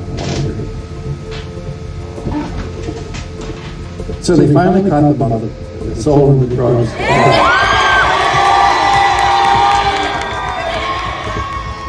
In response to the 3 dealers, United States Attorney Nick Hanna would state, these defendants allegedly continue to sell narcotics after Mr. McCormick's death with full knowledge of the risks their products pose to human life. We will continue to aggressively target drug dealers responsible for the spread of this dangerous chemical. The 3 men sat in prison for 2 years between September 4, 2019 and October 27, 2021, just a few weeks ago depending on when you're watching this, at which point Stephen Walter will be sentenced to 17 years in prison for supplying counterfeit pills to Cameron Pettit. Both Ryan Rivas and Cameron Pettit are yet to be sentenced. However, they both go to trial in March 2022. Shit, I wonder how that shit went. Damn. Let's watch X's shit. I mean, Around 15 minutes after this time was recorded, XXX Tentacion was shot and killed right at the front of this very same motorcycle R.I.P. store. R.I.P. Several gunshots possibly drive-by. Witness advised a black Dodge Journey shot somebody in a black BMW. Located within this mentioned black Dodge Journey were 4 individuals, Michael Boatwright, Trayvon Newsom, Robert Allen and Dedrick Williams. The last 2 had been seen on the surveillance footage next to XXX Tentacion just moments before the tragedy. Why were these 2 shady-looking guys snooping around the motorcycle store in the minutes before his death? What was the motive behind the killing? Did the perpetrators know XXX Tentacion personally? After being pronounced dead at 4:51 p.m. that very same afternoon, investigators would look over the prior 10.5 hours of Jazi Onfoy's life back to 6 a.m. that morning, at which point they discovered that his day started normally and that nothing was out of the ordinary. At 6:05 a.m. he'd begin the day with a game of League of Legends, before logging off 22 minutes later at 6:27 a.m. Now it's impossible to tell if he'd been playing the game all night, or if he'd simply gone up early to have a quick match much before getting the day started, but either way, beginning his final day with video games didn't exactly seem unusual or indicate any awareness about the fate that was waiting for him that afternoon. However, X did seem to have a sneaking suspicion that he would eventually suffer a premature death. In an Instagram livestream from December 2017, 6 months prior, XXXTentacion discussed both the possibility of death, whilst outlining what he hoped his legacy might become when he did eventually die. If I'm gonna die or ever be a sacrifice, I want to make sure that my life made at least 5 million kids happy, or they found some sort of answers or resolve in my life. In the weeks and months that followed this Instagram livestream, X had both increased his security and vowed to never leave his house alone, which would be discussed by a friend and producer ZX Flow, who stated he did not travel alone, he never travelled alone. He knew he has enemies, obviously. He would not go places alone. I know there were people who were very jealous and envious of him. He came from an area where not a lot of people make it out. XXXTentacion had grown up in Lauderdale, Florida, a suburban area which in 2014 was ranked as the 8th most dangerous small city in America, and if we examine X's upbringing in the area, it's really no surprise that by his final day on Earth, he had certainly created some enemies. Lauderdale is like the hood, Lauderdale is like... So, okay, you grew up in the hood. Why, you're a fighter? You've been getting a lot of fights? Bro, I've been fighting since I was a kid. What, he's always been throwing the hands or what? I mean, I've been there plenty of situations. After growing up in somewhat of a rough environment, with his mother being a stripper and his father partly a drug dealer, fighting people became a regular part of XXXTentacion's life, almost like a hobby. He'd been enrolled into school choir during elementary school, where he began to develop his love of music, yet would be kicked out after punching another band member in the middle of a public performance. Like, I was in choir, ended up being kicked out while we was literally doing the performance because he kept touching me when we were singing. Being kicked out of educational institutions for fighting became somewhat of a trend in X's life. After the school choir event, he'd then be expelled from Margate Middle School after kicking another kid in the mouth, whilst also getting into a fight with a random person who provoked him on the bus ride home. As a result of X's short fuse in the 8th grade, his mother would kick him out of home, at which point he'd go and live with his grandmother, who lived in a gated community reputable for drug dealing and gang violence, a place where XXXTentacion would come and find even more enemies. In this area, X came into the possession of a firearm and began to take part in armed robberies, ultimately resulting in his first 9-month stint in a Florida juvenile detention center. While locked up, X would meet another individual by the name of Stokely Cleveland Goldborn, who would later come to be known as Ski Mask the Slump God. Having come from the same county, X and Ski Mask decided after leaving prison they'd meet up to continue their life of crime together. However, after noticing that they both had a mutual interest in freestyle rapping, they would instead leave prison, purchase a Blue Snowball microphone, and enter a substantially safer business, music.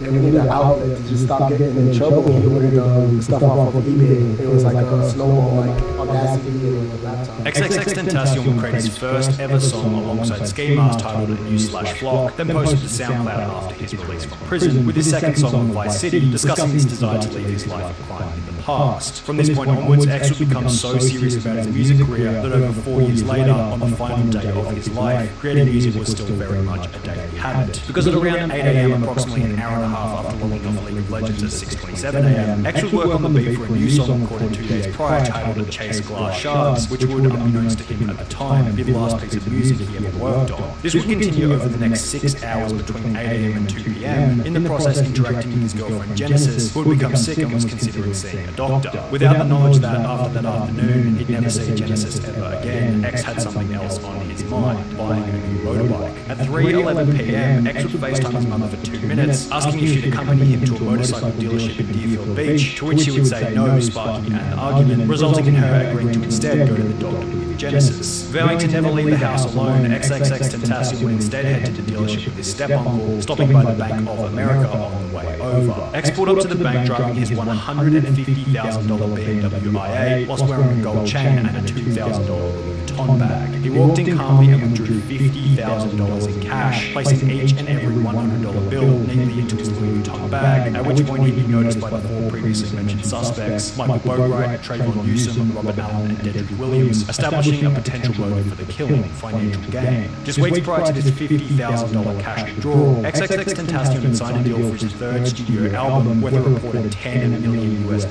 However, landing such a lucrative deal was no walk in the park. Continuing on from where we left left off earlier, after releasing Vice City in 2014, rapping about his desire to leave his life of crime in the past, X continued to release music, yet failed to achieve any success in the beginning. Having no following whilst being fresh out of prison led X to take on a 9-to-5 day job, working as an over-the-phone electricity salesman. I only done one job and I was a sales bro because I knew how to run my mouth. Electricity sales. Hello, my name is Jose Onfroy from Energy Solutions. How are you today? Around a year and a half later, on the 30th of December 2015, XXXTentacion would drop one of his now most infamous songs titled Look At Me. The track would come to be known as a sleeper hit, laying dormant for over a year before exploding in early 2017. However, in the process, X began to build a cult following of incredibly loyal supporters for his unique sound and style.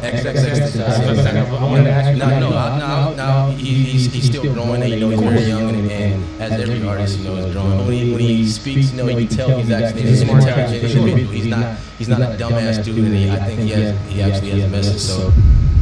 By early 2016, around 2 years after beginning his music career, he had achieved 18,500 followers on SoundCloud, yet had become one of the most highly requested rappers to be interviewed on Adam 22's No Jump podcast. Like, I have a cult family, so I don't have other weak ass families. You have a crazy ass following on social media and stuff, and like, it's not like necessarily the craziest like numbers, like 10,000 or whatever. Or how many on SoundCloud? SoundCloud, 18.5. Just the number of people who have asked me to interview you is insane. Like, considering, you know, that you're like a artist, like the number of tweets I had to read about you, man. However, XXXTentacion was unable to stay out of trouble with the law, and only 3 months after the previously shown interview, would be jailed once again for robbery. That guy is inspirational. After posting his bail set at $10,000, he'd be released. However, only 3 months after that, he'd be arrested once again after being accused of domestic violence against his girlfriend at the time. The interesting thing about rappers, however, is that criminal charges and prison sentences are often glorified by their fans and seem to do wonders for keeping them relevant. This is exactly what happened to XXXTentacion, as it would ironically be during this third stint in jail that his notoriety and music career would find its way into the mainstream. In January 2017, his song Look At Me, which had been released over 12 months prior, peaked at number 34 on the US Hot 100 Billboard. Damn, I remember all of this, man. He was doing absolutely nothing to promote it, while many of his other songs began to trend alongside it. His newly found notoriety whilst in prison led to countless six-figure record label offers under the assumption that he was going to be even bigger after being released from prison. XXXTentacion ended up spending 6 months behind bars during this third stint and was released in April 2017 with more fame, more fans, and more enemies than ever. After receiving a deal worth an estimated $6 million for the production of his second studio album titled Question Mark, X would purchase a $1.4 million mansion in Parkland, Florida to house him, his girlfriend, and his mum. In the space of 1 year and 3 months, X had gone from an underground artist in prison to a multi-millionaire mainstream celebrity. However, while X had certainly built the fame and fortune, perhaps he didn't have enough time to build the high level of wisdom required to manage his high status position, bringing us back to the moment that he drew $50,000 cash on his very final day. The reasoning behind why X felt the need to carry such a large amount of money in physical $100 bills is anyone's best guess. Perhaps he knew the dealership would give him a better price if he paid with physical cash, or maybe he just wanted to feel like a baller walking around with the average American salary in his backpack. However, if X never made this withdrawal, the outcome at the end of the day might have been incredibly different. Because after leaving the bank, X would be followed by the 4 previously mentioned perpetrators to Reva Motorsports, all of which arriving at 3:30 p.m. approximately 10 minutes later. 2 of the alleged perpetrators, Robert Allen and Dedrick Williams, are seen walking right next to XXXTentacion whilst he looked at bikes, with the other 2 alleged perpetrators, Michael Boatwright and Trayvon Newsom, waiting outside in black Dodge Journey. 25 minutes later, at 3:55 p.m., XXXTentacion would go to drive out of the motorcycle dealership before the Dodge Journey would block the exit, at which point 2 masked men jumped out of the car and demanded X's Louis Vuitton bag and gold chain. The thieves would successfully take both of these items after a bit of a struggle. However, even though the robbery was over, when X looked at one of the men directly in the eyes, he'd take 2 steps back and do the unthinkable.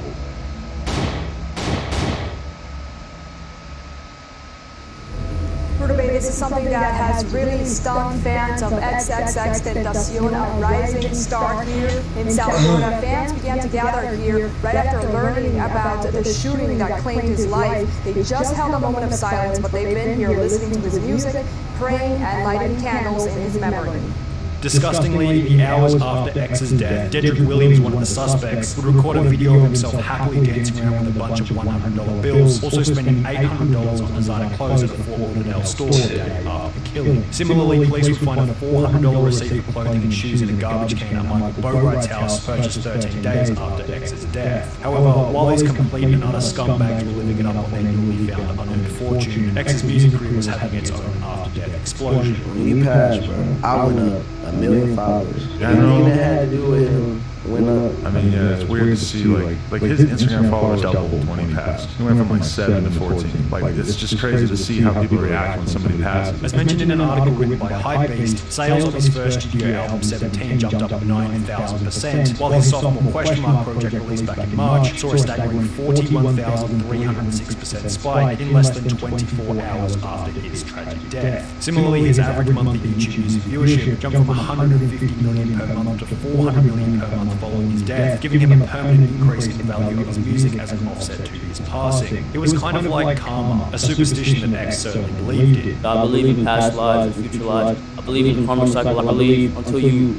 align the karma cycle, nothing else matters. However, by the same token, after X had been to prison twice for armed robbery himself, perhaps his own death during an armed robbery was, as he put it, the karmic cycle realigning itself. However, no matter how poor X's prior decisions might have been, they weren't nearly as stupid as those involved in the killing. With bullet casings at the scene of the crime matching guns owned by the perpetrators, and evidence as obvious as Dedrick Williams purchasing a neoprene mask from the motorcycle store just minutes prior to the robbery, each of the 4 men were arrested one by one in the 2 months that followed the tragic event. The perpetrators would have their fingerprints taken and would each face a pre-examination. However, almost 4 years later, the men are still yet to face trial and have therefore received no charges. However, this hasn't stopped XXXTentacion's father, Dwayne Onfroy, from expressing what he hopes might happen to the perpetrators. Y'all killed that young man, that father, that son, that brother, without a cause. I say this, no malice in my heart. I'm seeking life without parole for the participants in the robbery and cold-blooded murder of my son, and the man who pulled the trigger. I'm going to seek the death penalty.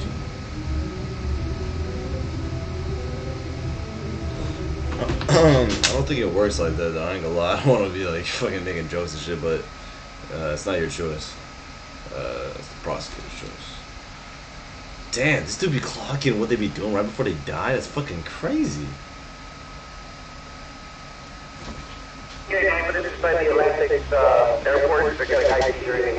This would be the call that unfortunately marked the end of Juice WRLD's life. Just hours prior, he was seen on Instagram joking around and having fun with his entourage in a private jet en route to Chicago. However, whilst on board, the relaxed environment would transform into a state of panic after Juice WRLD also learned that, according to the original leaked case incident report, members of the Gang Investigation Federal Task Force were waiting for him to land at the airport so they could conduct a cannabis/weapons investigation. How did law enforcement know that Juice WRLD would be carrying illegal contraband upon landing? Did it have something to do with his girlfriend's meth trafficking charge from 2 years prior, or the death of another Chicago rapper from only 6 days beforehand? Was his death a result of trying to avoid jail time upon landing, or simply an unexpected overdose at the most coincidental time possible? Some conspiracy theories posit that Juice WRLD isn't even dead at all, some of which being supported by a surprising amount of evidence. Regardless, one thing was for certain, as outlined in the original case incident report. At the time of his death, Juice WRLD, aka Jared Higgins, was a heavy Percocet user and, quote, had a drug problem.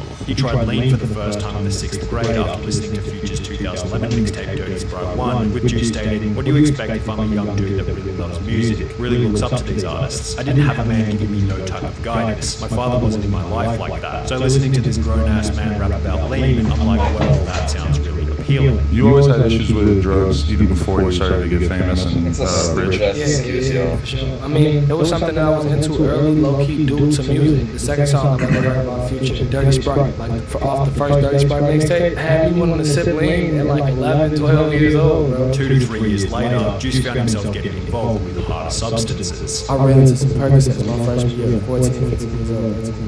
I'm gonna be honest, man, about this dude Juice WRLD.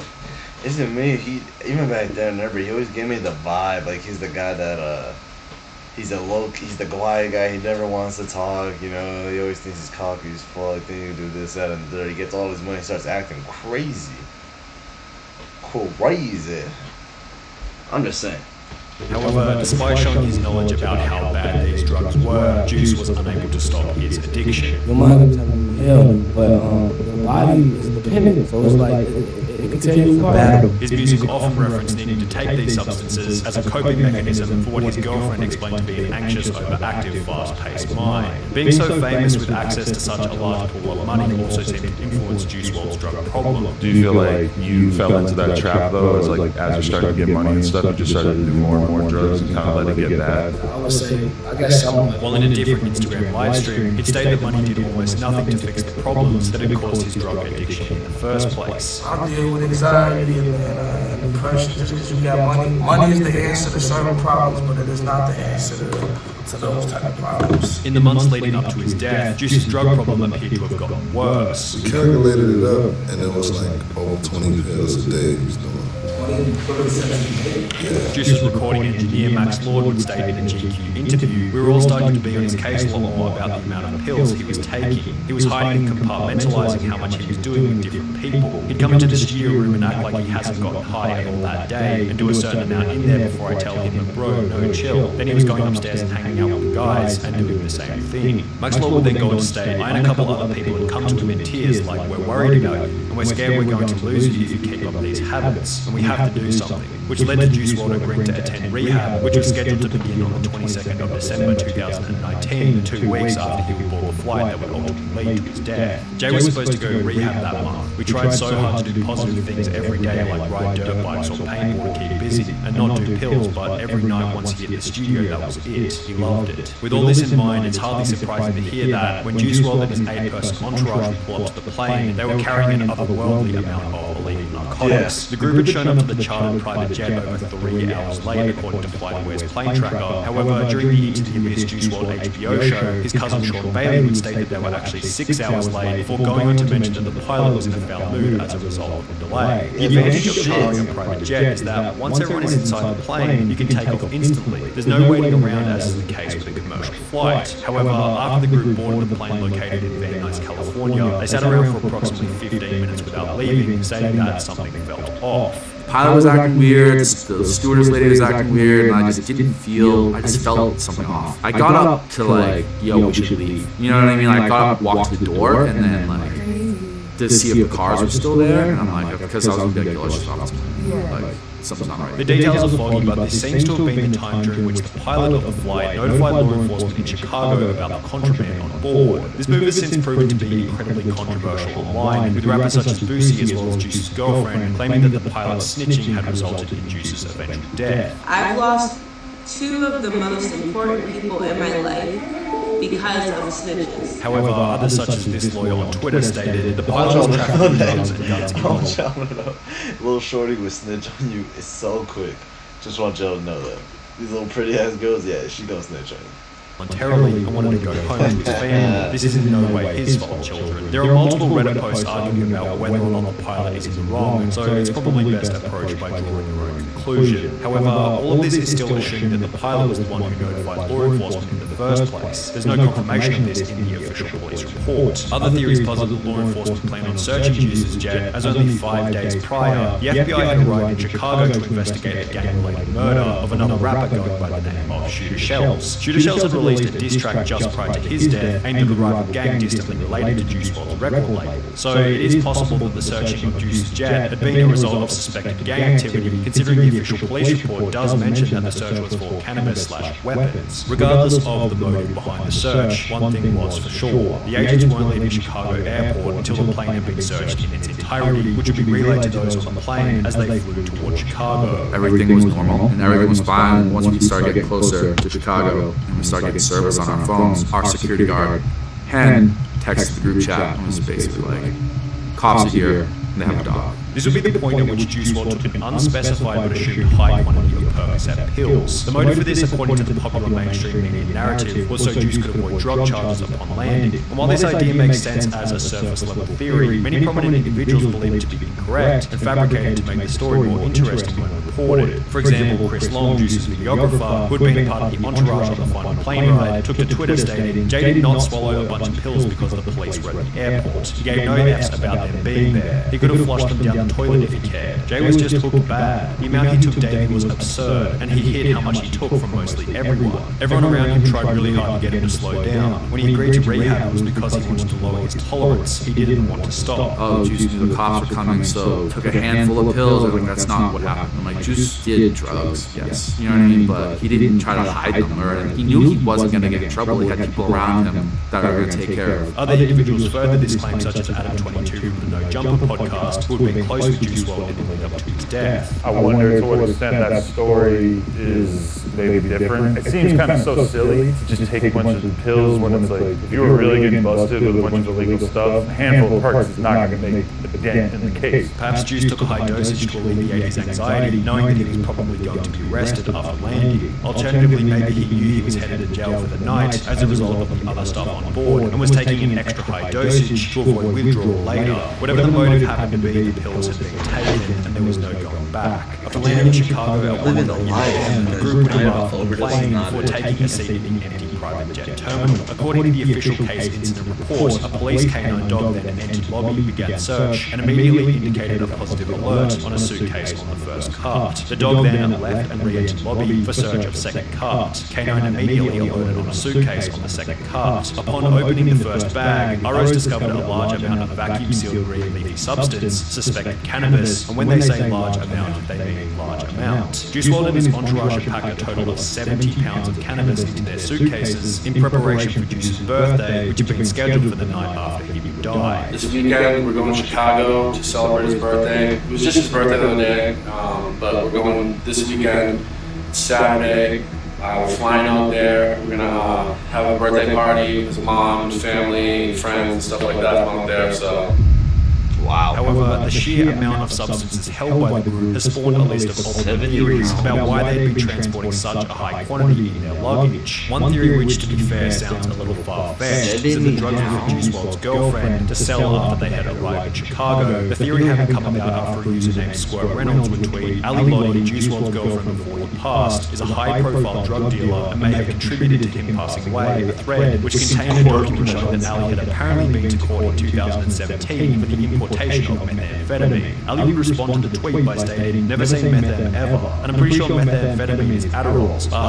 Again, this paperwork has nothing to do with me. I'm sorry, I don't even know the lawyer, I don't even know, bro, this has nothing to do with me. Look it up, look into it, I can't help you, I ain't losing sleep over it, The problem with this theory is that when you read the legal documents a little more carefully, it states the defendant is hereby committed to the custody of the United States Bureau of Prisons to be imprisoned for a term of 30 months. If Ali Lottie had been convicted to a 2.5-year sentence in August 2017, how was she posting photos of herself outside in late 2017 when she was supposed to be in prison? A 2.5-year prison sentence beginning in August 2017 would also imply that Ali Lottie's entire relationship with Juice WRLD took place while she was behind bars, which clearly wasn't the case. Under the assumption that this meth trafficking charge was for another Alicia Leon, therefore being bogus and irrelevant, let's go back to the day on which Juice WRLD would die. Whilst waiting in the empty private jet terminal as the police were uncovering the concealed drugs, during the search, Jared A. Higgins, aka Juice WRLD, began to have a medical emergency. It appeared that Higgins was suffering from a seizure. ROs asked of Higgins if he suffered from any medical issues and if he had ingested any drugs. Leo related that Higgins did not have any medical conditions and that Higgins takes Percocet and has a drug problem. As a result, police would administer 2 shots of Narcan to stop the overdose. However, the rest of the group would go on to state that it didn't seem like the police cared about the fact that Juice was having a seizure. It seemed like all the cops there just didn't give a shit.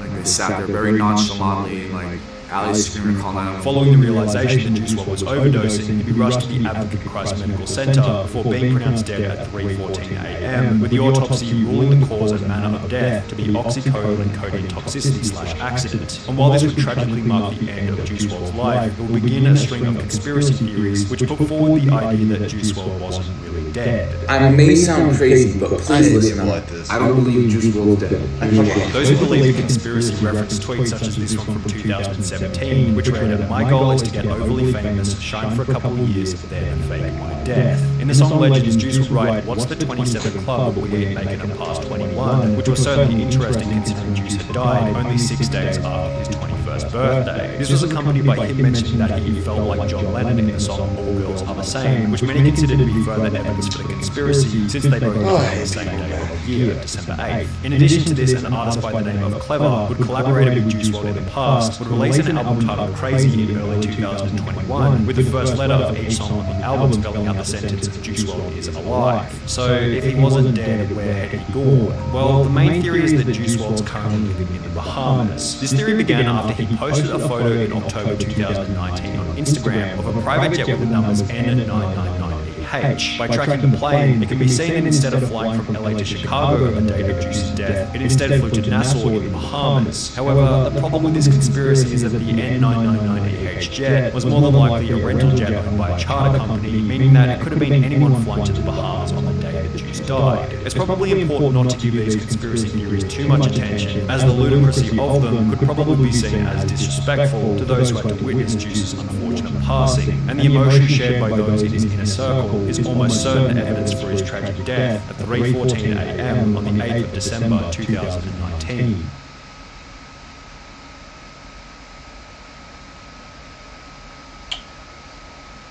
I hope this is not bringing you guys down. It is bringing me down a little bit, but it's like, god damn.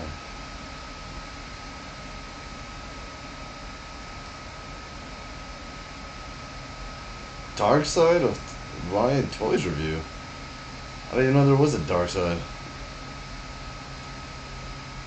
I think the important thing is just make sure to put the kids first. The kids first. The kids first.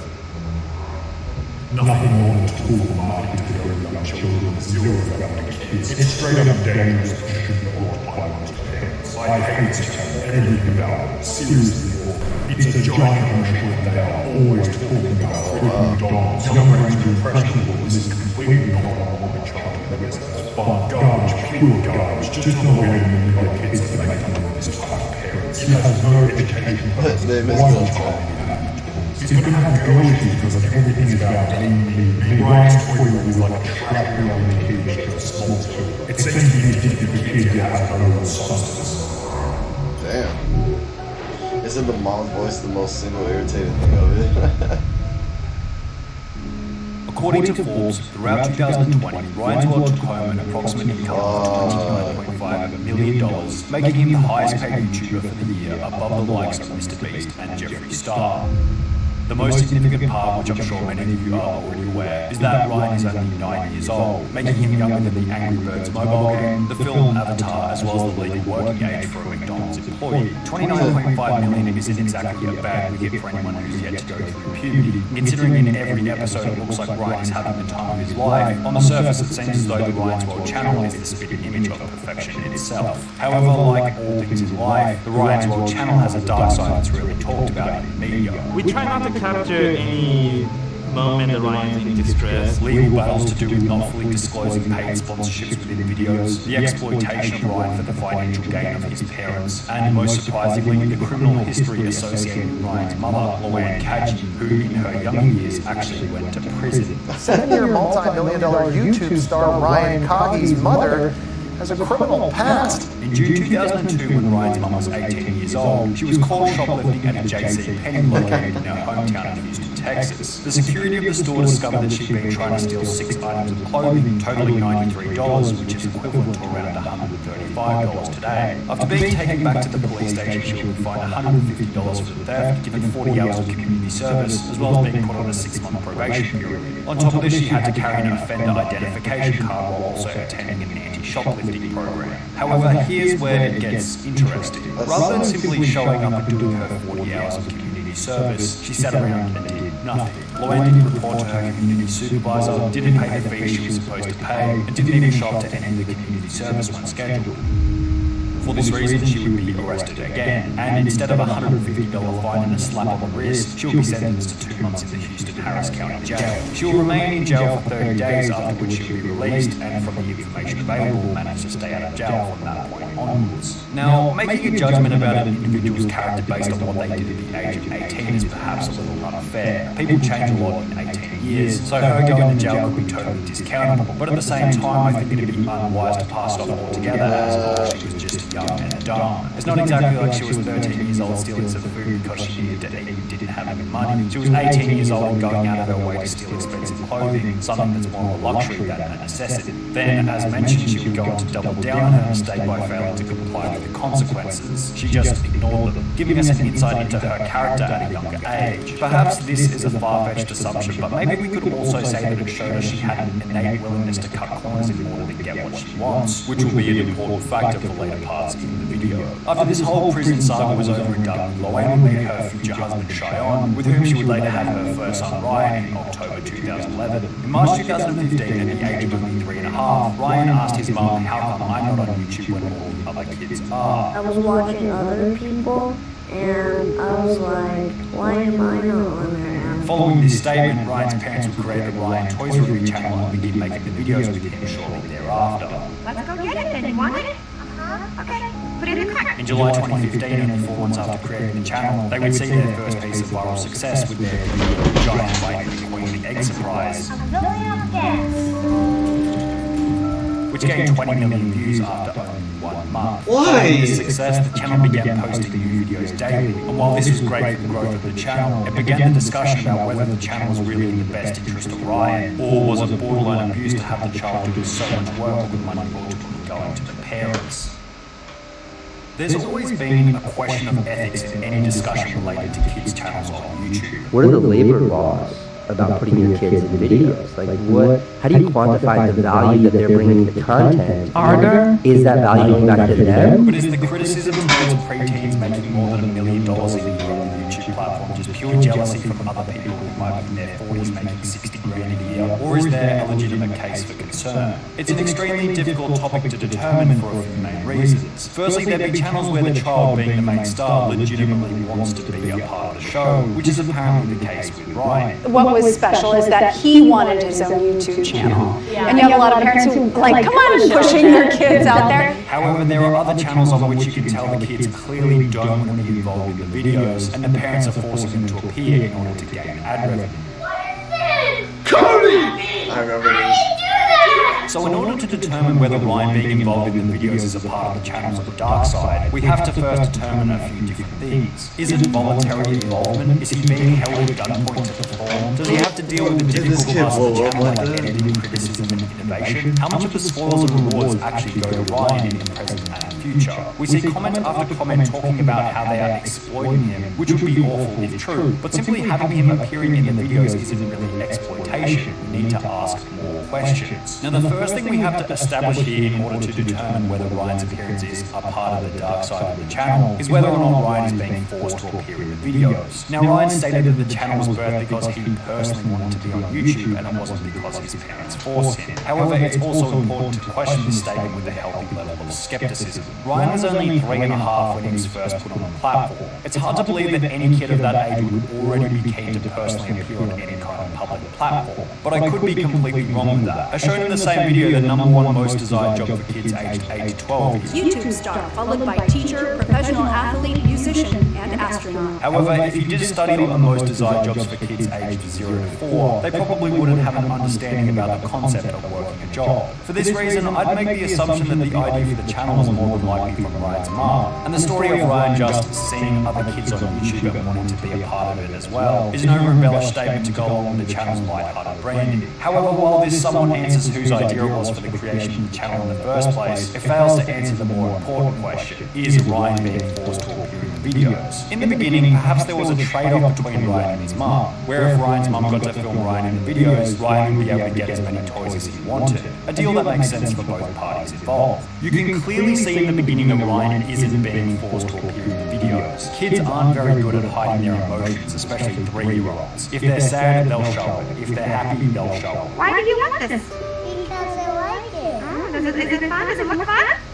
Ryan is clearly happy to be on camera here, and I don't see anything sinister going on in the beginning, except for the fact that maybe Ryan's mum is using the toys in order to get a nice reaction out of Ryan. But as time has progressed and Ryan now has a lifetime supply of toys, using toys as a reward isn't really going to be all that interesting to him anymore. especially considering he's getting older, which makes me think that unless there's some kind of other incentive for him, the only other way to get him to constantly appear on camera is with a bit of force. If we combine this with the fact that their channel has somewhat of a schedule and uploads almost daily, we can almost be certain that there are days where Ryan doesn't feel like making the content, and would have to be somewhat forced by his parents in order to appear in the videos, which would be Are we hating on this? Like, what is this? However, I could be wrong with this once again, and here's why. Firstly, because as previously mentioned, even a 9-year-old isn't very good at hiding their emotions. If he wasn't willing to appear in the videos, he'd be able to tell straight away. Secondly, Ryan doesn't actually have a very big role on the channel in terms of workload. He's the host and the face of the channel, but compared to the rest of the work required, those are probably the easiest jobs. A lot of these comments that state that the parents are exploiting the son for views must mean that this kid is working 15 hours every single day being whipped by the parents in order to get out tomorrow's video. But I would totally disagree with that. He's not going to be doing any editing, he's not going to have to worry about scripting, he's not going to be dealing with sponsors, he's not going to be constantly innovating with new ideas, he's not going to be dealing with sets. All of the hard work is being done by Ryan's parents and their team. Behind the scene, it's a lot more work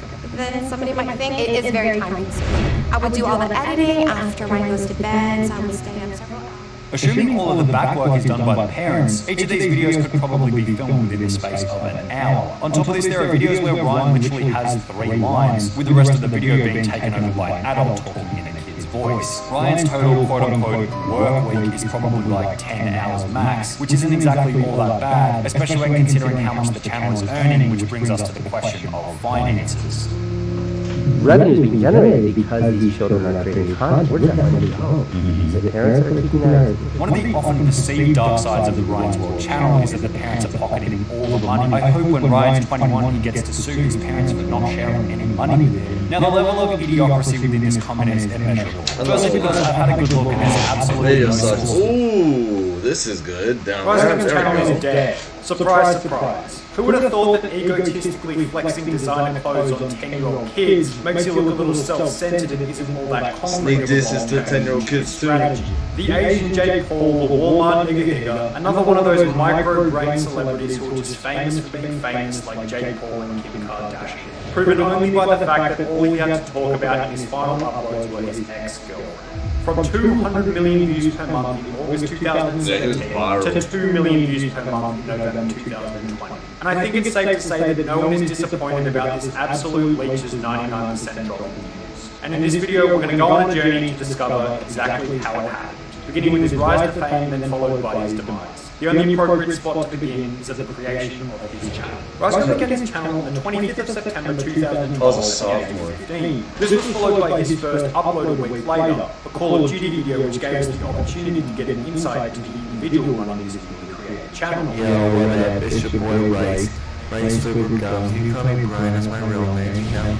Because all you guys are, you know, my subscribers. I'm 15, I live in Vegas, I like to play COD. Following this first upload, Ruscum basically went through the exact same process that every other YouTuber goes through in the beginning, which I like to call posting awful videos for 2 years straight, getting very little views, trying to find anything that works. So let's go all the way back to when I was in 9th grade, and it isn't really all the way back, because it was only like 10 years ago. I mean 1 year ago, because I'm in 10th grade right now, so it wasn't really that long. Ricegum had some mildly popular videos here and there, but this strategy ultimately resulted in very little growth. Because 2 years after beginning to post content, Ricegum had only gained a total of 4,000 subscribers. However, this didn't deter Ricegum, and the videos continued along with the subscriber growth. Then, in February 2015, just after hitting 8,000 subscribers, a statement will be made by Ricegum which might have been a sign for the growth his channel was about to proceed. I'm really committed, so there's no really social life. It's school and streaming, and now I got YouTube to be a part of my life. Early 2015 seemed to be the tipping point for Ricegum, and his channel began to grow fairly rapidly. Specifically after introducing his review-style videos for other people's cringy content. It just hurts my soul every time I'm in. This is really cringy. Just everyone prepare yourself. Here we go, man. This ultimately grew his subscribers from 8,000 to 50,000 over a period of 10 months. Today is crazy. We hit 50,000 subscribers on YouTube. whole people liked Rice Gum because he was surprisingly quite humble, self-aware, and was genuinely appreciative of his audience. Is that you guys don't think I don't want to sound fake and overreact and stuff like that, you know. Every video I always thank you guys. I just want you guys to know that I am thankful for you guys and stuff like that. His humble personality provided him with an element of likability, a vital ingredient required for the insane growth that Rice Gum was about to receive. My girl's mad In at December me. 2015, Rice Gum would upload his first video. These kids, I didn't watch this. I like I uploaded a video about a month ago titled "These Kids Must Be Stopped," right? And it turned out to be my most popular video on my channel. These type of videos I'm going to show you guys can really scar you for life. It's hot as fuck in here. In this series, Rice Gum would find repulsive, cringy videos or posts and criticize the worst aspects of it. Some kids, you know, just take it too far and they're too young, and I'm just here to put an end to it. People love the content, and Rice Gum was kind of unofficially selected to find these cringy videos and roast them for his Only have audience. 75,000 when you posted this? I don't think that's right. 75, bro? What? Hold on, yo, give me a sec, man. I'm tripping. 75?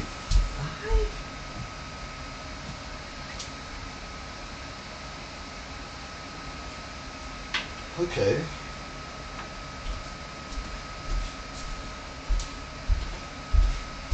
Well, there y'all go.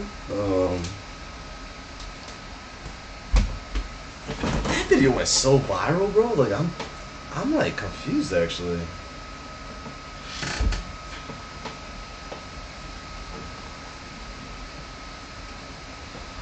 Alright. Subscriber base. Dude, ASAP Rocky really needs to chill. What is she doing? Like, what are kids nowadays doing? Like, she must be stopped. In combination with these videos, Jacob Sartorius, one of 2016's most popular people to clown on, responded to Rice Gum. No one said that. You have no supporters. Giving Rice Gum mass exposure as well as the opportunity to upload a video that to this day has received over 9 million views. You look like you got pooped out of an alien, boy. Alien. Boy. You don't mean that. Check about here roasting, boy. Why? I know I look at this. I know I have crocodile hair. Between January 2016 and April 2016, a period of only 4 months, Rice Gum went from 100,000 to 1 million subscribers. Hey guys, it's me again, and if you couldn't tell by now, we just hit 1 million subscribers, right? I'm so grateful. And notice how I didn't say I said we, because we hit 1 million subscribers. However, this really wasn't anything impressive compared to what was coming in the near future. By the end of 2016, only 12 months after hitting 100,000 subscribers, Rice Gum had surpassed 5 million subscribers, making him one of the fastest growing YouTubers of all time. It was also around this time that Rice Gum began to capitalize on the popularity of Rice Gum was really tracks, popping up. with titles such as I Didn't Hit Her, 50 million views, God Church, 73 million views, and finally it's Every Night Sis as a response to Everyday Bro, which gained close to 200 million views to this day and also went platinum. It's Every Night Sis has gone platinum. Platinum. 1 million certified units sold. Everything covered so far also began to wedge Rice Gum into the LA influencer scene, where Rice Gum began to hang out with FaZe members such as FaZe Banks and FaZe Temper, giving him extra opportunities. This is where he started to fuck up. Rice just convinced me somehow to sit in an elevator with them. Bro, thank you so 24-hour challenge. And perhaps these collaborations will be an influence for the next move that Rice Gum will make on the channel, namely a content shift from roasts to vlogging. So I want to try something new. You guys subscribe to this channel and signed up for this channel to watch me make fun of people. So what I want to do is make like 1 roast vid a week so it doesn't die out. And then those other 6 days I want to start vlogging. On the 3rd of January 2017, Rice Gum announced that he would be switching the content to mainly vlogging content, as he was getting sick of uploading roast content. Sometimes it's not all about views, it's about what you want. Now for many creators this wouldn't have been the greatest move, but perhaps owing to his extensive network of other large YouTubers as previously discussed, as well as his ability to portray the best aspects of the stereotypical LA lifestyle, the shift in content was all of these guys are doing bad now. All of these guys are down. continually Except for J. Paul. J. Paul's up like a motherfucker. J. Paul up like crazy there. What the fuck? Sorry, y'all. I was trying to find my stizzy. My stizzle lizzle. My stizzle whizzle. His content to match up with whatever seemed relevant at the time, such as the J. Paul and Fortnite era. Okay, look, have you heard of Fortnite? Yeah. Okay, it's a video game where you shoot people, okay? Ultimately resulting in Rice Gum hitting the 10 million subscriber mark in April 2018. What the? Dear Rice Gum, at 100,000 we thought not bad. At 1 million we thought, wow, that creator's pretty awesome. However, as seen on the graph, shortly after hitting 10 million subscribers, Rice Gum's growth would stagnate and he would begin to fade out of the YouTube mainstream.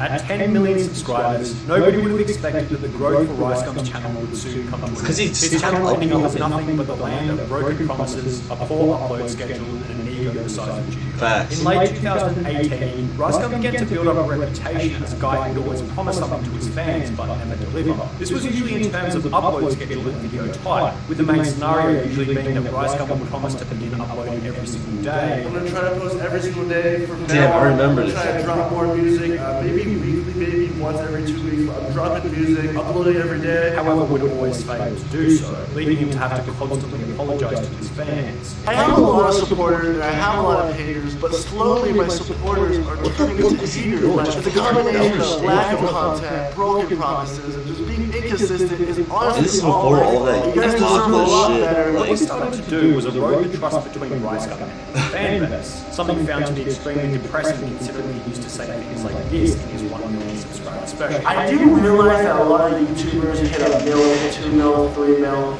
and they just get satisfied and just start slowing down, upload once a month, upload videos. That's literally it. Just know that I will never change and just expect quality videos just every week. Another element that began to chip away at his likability was how quickly Rice Gum went from a nobody to a YouTube superstar. Now I try and avoid relatable quotes in my videos just because I think they make everyone cringe while also adding in value, but I feel like this one perfectly sums up Rice Gum's success into 8 words. Slow success builds character, fast success builds ego. As Rice Gum's subscriber base began to grow, his ego absolutely shot through the roof, to the point where he was often nicknamed the cockiest person on YouTube. To analyse Rice Gum's inflated ego, I think it's best to compare his 50,000 subscriber celebration compared to his 10 million subscriber celebration. Thank you. I don't want to sound fake and overreact and stuff like that, you know. Every video I always thank you guys. I just want you guys to know that I am thankful for you. I'm not sure if you guys know what this is, but if you're not subscribers on YouTube, they send you a golden play button. The thing is, I had 1 million like 2 years ago on my main channel and my second channel. I am already at 10 million. Where's my 10 million button? I don't even want you. Where's YouTube? Where's the 10 million button, bro? What are these? I should have had these 2 years ago, bro. Throw these in the pool, bro. The humble dude who would do nothing but roast the laughable idiots of musically had become a laughable idiot. Wow. Perhaps Rice Gum displayed himself in the most apparent way that he began to flex his wealth on his fans. Yeezy Red Octobers, Fragment 1, Off-White Nike, white Yeezys that are actually dirty because I actually wear them. Yeezys, more Yeezys, more Yeezys, more Yeezys, Off-White Air Max. A move that will result in a lot of negative attention from both his former fans as well as other creators. In this file, you'll find members such as the Rice Gum and the Paul brothers, always bragging or flexing. Flexing, for those of you who aren't 12, is when the money is thrown in the face of the viewer. Look how much money I have that you don't. As a whole, I think it's safest to say that Rice Gum's inflated ego just made him much more of an unlikable person, especially considering that many people had originally subscribed to him for his humble attitude. Then, just to throw another spanner in the works, the reign of vlogging on YouTube began to come to an end, unfortunately at around the same time that Rice Gum's subscriber growth began to halt. Vlogging was mass popularised in 2015, hit a peak in 2017, then fell off as a trend by 2019. When Rice Gum first started vlogging in 2017, he had something new and unique to offer at the peak of the vlogging craze. As previously mentioned, he gave everyone the opportunity to get an insight into the LA influencer scene, as cringe as that sounds. But by around 2019, when Rice Gum's subscriber count was peaking, people were kind of getting bored of vlogging. Not to mention that almost every other YouTuber in LA also began vlogging, such as FaZe Banks and TV. Yo, we just got the Fortnite arena for the first time. I'm pretty sick. We haven't gotten yet. Rendering Rice Gum into a position where he didn't really have anything unique to offer. At this same point, when vlogging began to go out of fashion, many creators changed their style. But since Rice Gum wasn't uploading all that regularly, he didn't really get the opportunity to try out new video styles, ultimately leading to stagnation and irrelevancy. Then, January 2019, the final nail in the coffin for Rice Gum, the mystery box gambling saga. Me and Mystery Brand actually teamed up. If you don't know what it is, basically it's a site that has tons of like random lots of areas like a Yeezy and Supreme and damn, I thought On the 1st of January 2019, Rice Gum uploaded a video titled How I Got AirPods for $4. This video featured Rice Gum using a mystery box gambling website with the video being sponsored by the creators of the website. Rice Gum showed himself putting money into the website and winning various prizes. Some bad prizes. I got some Converse for $100. Come on, yo! And some good prizes. This is actually a good shoe. It's like a $2,000 shoe. Now, on the absolute surface, without going into any depth, this wasn't such a bad thing. However, if you dig a bit deeper, you can identify a range of problems with having such a video on his channel. Firstly, we have to consider his audience of kids who would probably do anything to get their hands on some of the designer products that were being displayed in Rice Gum's videos. Secondly, the video was released just 6 days after Christmas, assumably with the predatory idea that his young audience would have money from the Christmas that had just passed. Finally, and probably worst of all, Rice Gum framed the video as if he was making profit off the website. There's no losing in this, because even if you get an item that you don't like, you just sell it back. Here we go. Okay, so I sold it back for like $1,000, which is so weird because I bought a $100 box, but I got a $1,000 shoe out of it. So I got some profit. I can sell it back for $2,000 and buy even more boxes, bro. $160. I can sell this back for $600 and make profit. I'm gonna do it. I'm making profit. I spent $4 for this. Yo, I just finessed the website. $4 AirPods. You guys can see my balance right here. I started with like half of this, and then I just started opening stuff, got some cool stuff, and then I like sold back, so I made back some of the money. I'm up right now though, so like I've been having good luck on this site. It's a $10,000 handbag. I'm about to sell it, yo, $10,000. He was basically displaying it like if you just keep opening the boxes and selling the shoes back, you're going to make money. And obviously his younger audience and the potential people using the service under his recommendation aren't going to realise that the website is set up in a way so that you always spend more than you earn. This video received mass criticism from multiple creators such as H3H3 Productions, whose video on the saga has received 7 million views to this day. Although Rice Gum's take is a little bit more spicy than Jake's, as he continues to insinuate throughout the video that this is a legitimate way to make money as well. The whole ordeal was so scandalous that the website being promoted shut down due to the criticism. It actually feels good. Whether this was just the timing or not, the video happened to be released around the same time as the subscriber base began to stagnate, possibly indicating that this whole saga destroyed his reputation despite giving him mass exposure.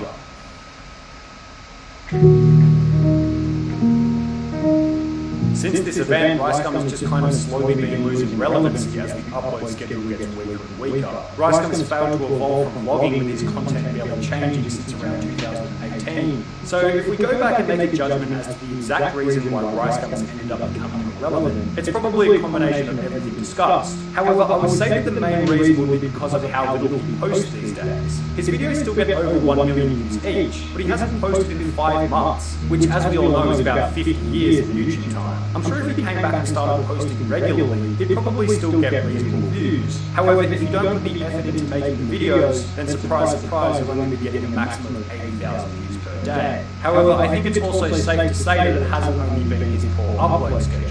Undelivered promises, an overly inflated ego, flexing on his young audience, getting paid to promote gambling for kids. It's not like Rice Gum has done any favours for his reputation in the process while not uploading any videos. Anyway, that's just my opinion. Feel free to put yours in the comments. You know what? I feel like he went to school, bro. Like, what else is this guy gonna do? He's rich as fuck, like.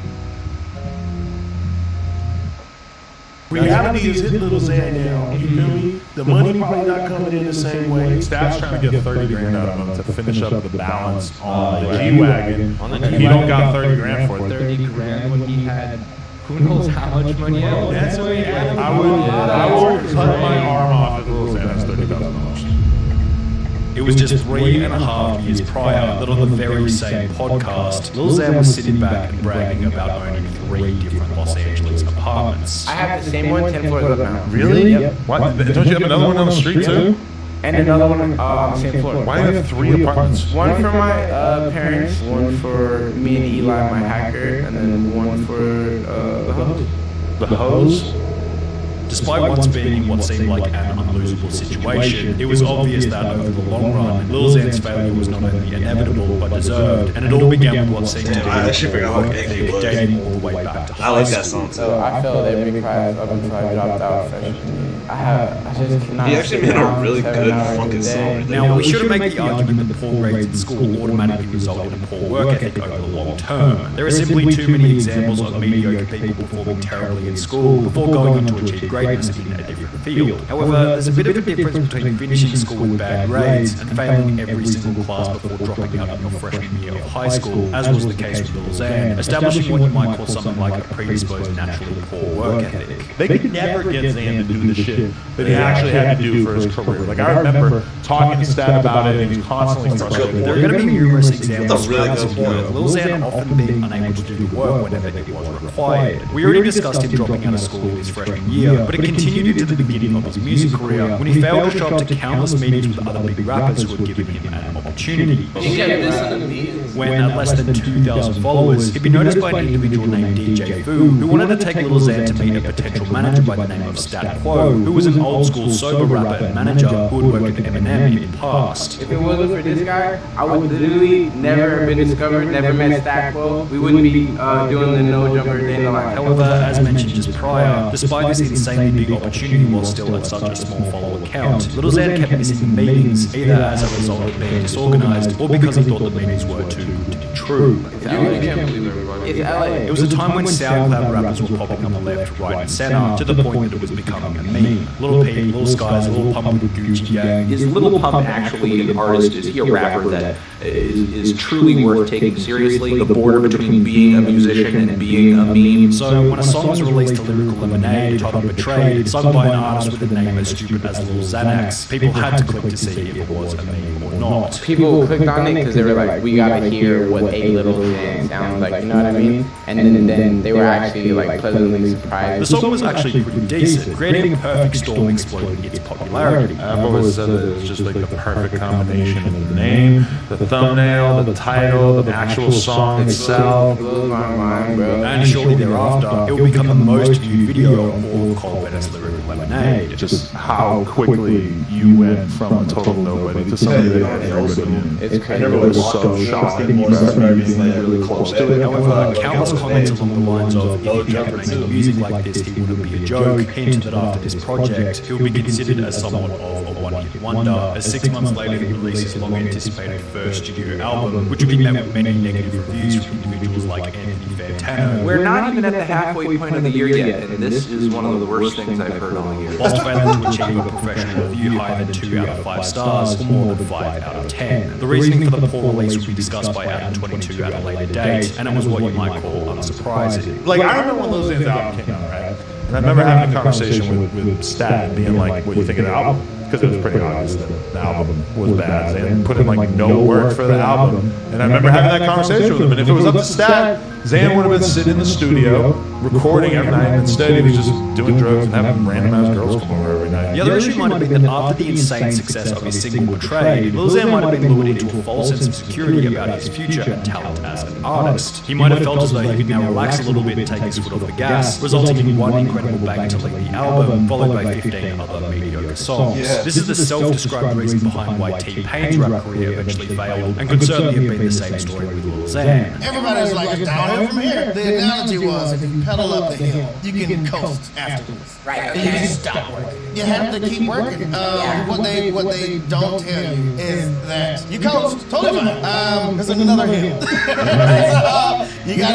You gotta keep going. From Lil Xan's perspective, he would state that the poor performance of the album wasn't his fault, or was instead the fault of his management. I dropped like a mixtape that got way more like positive reviews than my album, and it should have been my album because my first album wasn't put together by me. It was put together by my management, and you know I love my management, but like they did my first album completely. To the point where I didn't even pick the track. or like what songs were going on. It was so rushed. However, this just revealed another one of Liz's flaws, a lack of personal responsibility. Now, we don't know whose fault it was that the first album flopped, but in reality it's usually a mix of both parties and is rarely the fault of one person or another. However, Lil Xan is the artist. If you release something publicly under your name and it sucks, you unfortunately have to own the failure. Plus, most of the time, even if it wasn't your fault, people like you way more when you just say, yeah, it was my fault, because it displays humility and the desire to improve. Anyway, despite his first album being a bit of a flop, Lil Xan was still able to maintain his popularity after the initial blow-up, because when you look past the dopey personality, minor victim complex, and actually watch him on one of these podcasts, he's a surprisingly likable dude. He's not an arrogant douchebag like, for example, Lil Pump, and generally speaking, he's honest and transparent about the good and the bad in his life. Talk about anything, like, if you ask me anything, I'll be like, yeah.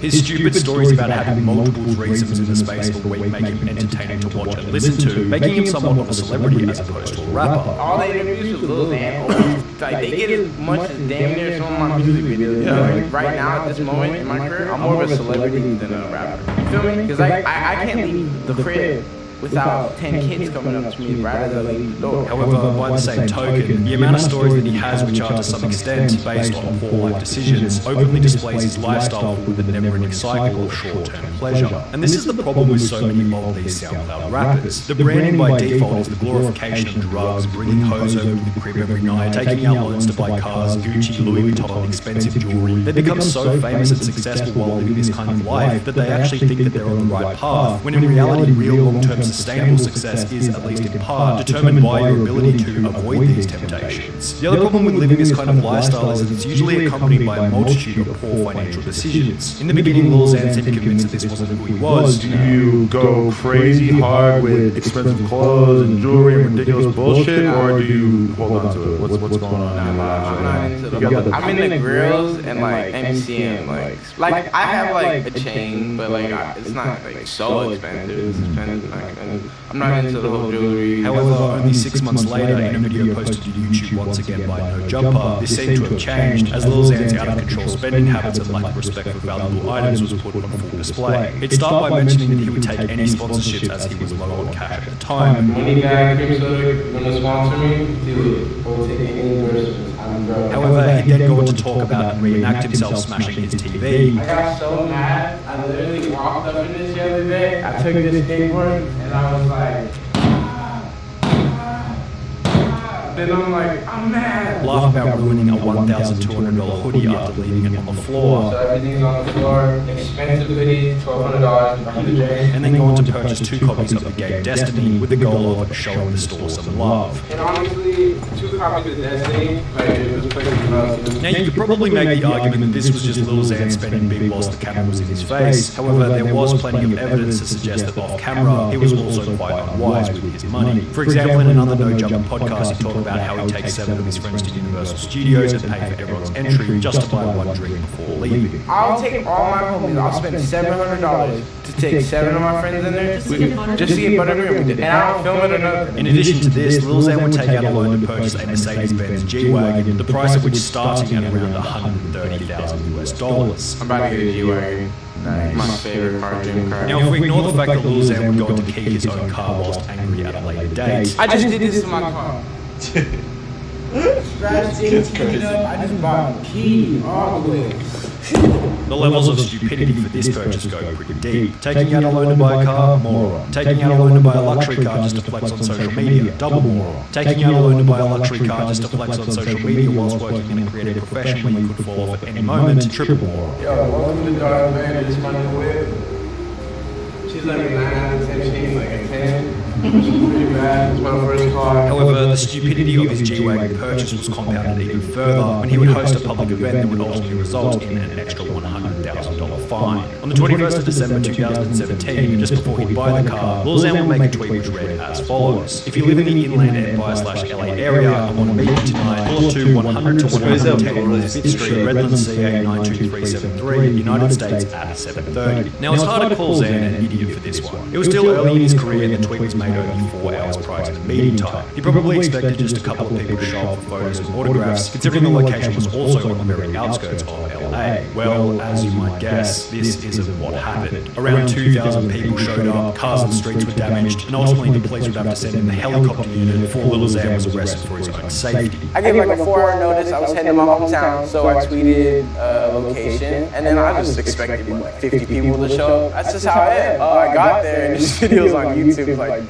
2,000 people showed up. But I got fined because a lot of damage is the cars and the streets. Really? Yeah, and the helicopters came out, and it's like 10 grand every helicopter. It was like Project X with 100K bill. What? Really? Another 100K. Lil Xan would go on to state that the event postponed his purchase of a G-Wagon. Do you feel like you learned your lesson about that?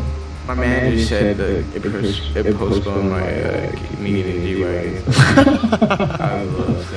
Which could also be interpreted as, over the long run, it was now $100,000 further from owning the car outright. They sent him a bill for 100 racks, and then I remember having a conversation with him after that. He's like, damn, bro, like, now it's going to take me so much longer to pay this G-Wagon off. Another rapper who owned one of these cars was Mac Miller, who happened to be Lil Xan's biggest inspiration in the beginning. Who's like your biggest inspiration?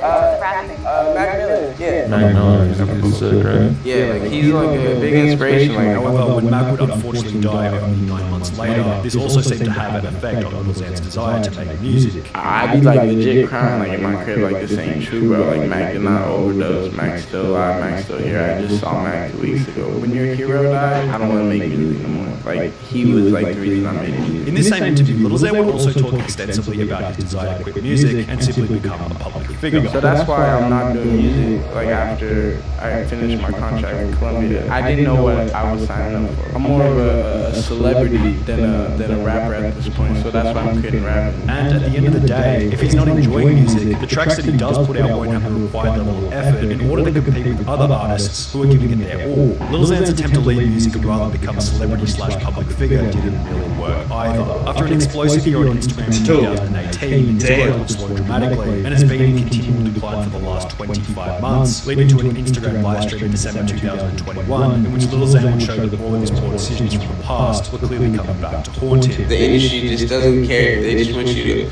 pump out hit records, and when you're useless to them, just leave you in the dirt. You know? In this video, Lil Xan would blame his sober, business-minded manager Stat Quo for fueling his drug addiction after he'd supplied Lil Xan with drugs while on tour so he could go out and perform. And my manager was supplying me with the drugs. He knew all my plugs, so if I couldn't perform because I was withdrawing back then, because yes, I used to be a drug addict, you know, he would call, make calls, send $5,000 out here, $5,000 out here, just to ship the drugs to wherever we're at in the world. This was just another example of Lil Xan's victim complex and lack of personal responsibility. So what's he do? He decides, oh, I'm going to go on my Instagram story, I'm going to blame my drug addiction on Stat Quo. It's completely disingenuous. He needed to rely on his manager who doesn't even do drugs to get him drugs. Does this make sense to anybody?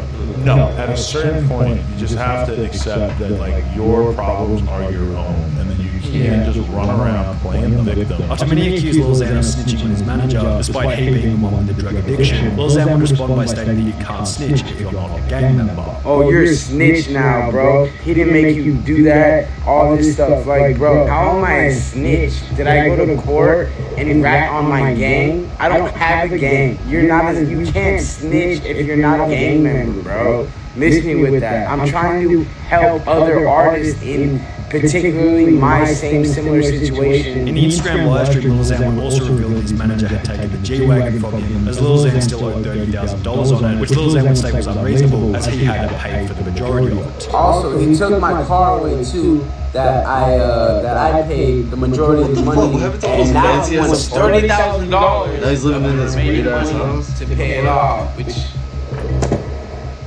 I paid literally, it's all my money in the car, and he won't give it to me. Without $30,000 to take full ownership of his G-Wagon, a declining follower count across each of his social media platforms, and no new music in over 7 months, it seems like this could possibly be the end for Lil Xan's career. This guy started doing something new, that's what he gotta do. We already know about the Milo boys, man, they was asking. Yikes. Dude, the LMFAO. They were the most iconic music videos of the early 2010s. The wild hair, the lensless glasses, and the bizarre outfits, mixed with a bright, overly saturated color scheme, helped to generate a combined 4 billion views across their four most popular music videos, in the process making LMFAO an almost act. Never The whole gets time, watching however, watches, the just two don't members follow. of I the said group hated each subscribe, other. Red Food and Sky Blue feuded publicly on Facebook, became involved in lawsuits, were berated and destroyed by the media, all while each of their careers died a silent slow death in the background, with failed project after failed project following their peak in 2011. The story of LMFAO is a brutal warning about the risks of going into business with a family member because, as you may or may not know, the group began as an uncle-nephew duo. Red Food, being the uncle and older of the two by approximately 11 years, had been born into the music world, with his father being the incredibly rich and famous Berry Gordy, who founded Motown Records, which signed artists such as Stevie Wonder and Michael Jackson. Sky Blue being the 11-year younger nephew of Red Food, and therefore also being in the same family. You're actually part of a very famous family. Yes. And that is the Gordys. It's safe to say that the two were in an advantageous position from the very beginning. However, this certainly didn't guarantee success for either of the two family members. In 1997, at the age of 22, Red Food released his first studio album titled Balance Beam, which, according to the Discogs website, sold only 44 copies. In an interview from 2002, over 5 years after the release of his first album, it appeared as though Red Food was still somewhat confused about the direction in which his life was going. And I'm doing some stand-up comedy.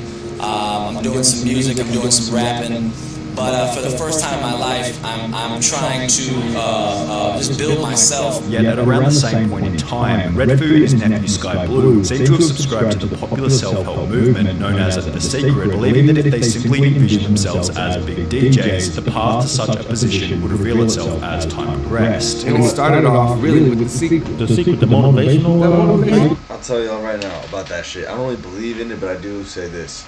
Confidence helps a lot in a lot of things. It really brings you to like the best side of you. I feel it, confidence, not being cocky. I'm not really fucking that smart to really break that shit down, but confidence, real confidence, I don't know.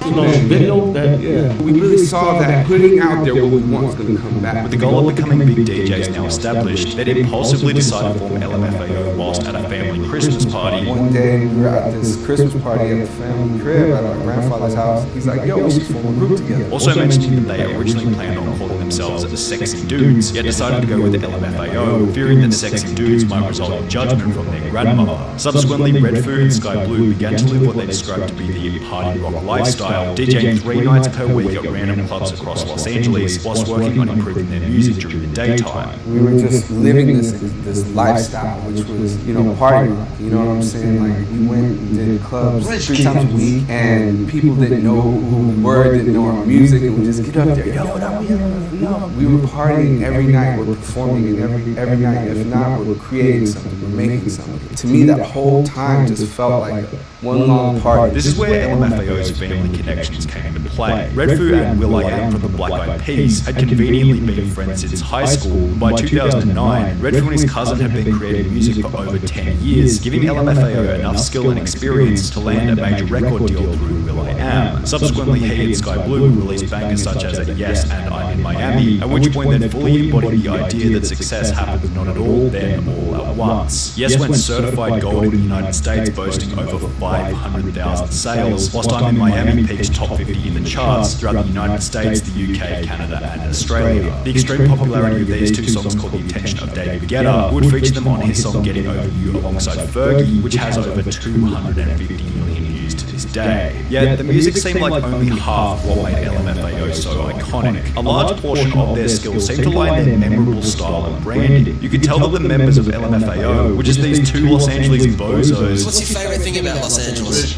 The women. Who had a genuine passion for partying and making others dance. Everything about them was just so authentic. Their wacky style and carefree attitude felt effortless and unapologetic. Every other DJ seemed to be trying so hard to look cool or suave, yet LMFAO was so comfortable in making a fool of themselves for the entertainment of others, as if they were mixing comedy into their music. However, this approach certainly wasn't appreciated by everyone. In June 2011, LMFAO released their most infamous album titled Sorry for Party Rocking, which would receive a 0 out of 10 removed from NME, which included the statement reading, LMFAO understood the pain they were inflicting on the world and did it anyway. That's a horrifying thought. Even Lucifer had good intentions. The Guardian would give the Sorry for Party Rocking a slightly better review at 1 out of 5 stars. However, if anything, these reviews were simply proof that taste is subjective, as the songs within this album would go on to become some of the most popular in pop music history. As mentioned in the beginning, the 4 most viewed songs on the album, Party Rock Anthem, Champagne Showers, Sorry for Party Rocking, and Sexy and I Know It, boast a combined total of 4 billion views here on YouTube, while on the Billboard Greatest of All Time Hot 100 Songs, Party Rock Anthem still sits at rank number 7 over 10 years later. However, while on the surface it seemed as though everything was going incredibly well for LMFAO, nobody could tell that behind the scenes the relationship between the two members was beginning to deteriorate. The beef between Red Food and Sky Blue began in early 2012 after Sky Blue would injure his back during a live Super Bowl performance alongside Madonna. During the Super Bowl, my disc slipped when I was performing. And so as soon as I went down that little elevator, I collapsed and I couldn't even watch the rest of the show or anything. This injury meant that Sky Blue couldn't continue on with the tour, or possibly even make music at all, meaning Red Food had to perform the tour by himself while Sky Blue recovered from his injury. Was Fool there for you during that time period, during your healing process? No, he's doing his thing. You know what I mean? He was really focused on what he needed to do. The tour kept going, and I just had to go home. And, you know, and everybody kept doing Party Rock, kept doing LMFAO without me. As a result, Sky Blue wasn't paid for the tour. Did you still get paid though? Hey, look, I don't. Oh my gosh! I wish. So you got kicked out the group because your back went out. I mean, pretty, you know, yeah. Which must have soured their relationship pretty heavily, as after the tour concluded, Sky Blue and Red Food wouldn't speak to each other for over a year. After my back went out, you know, I didn't speak to Food for a year.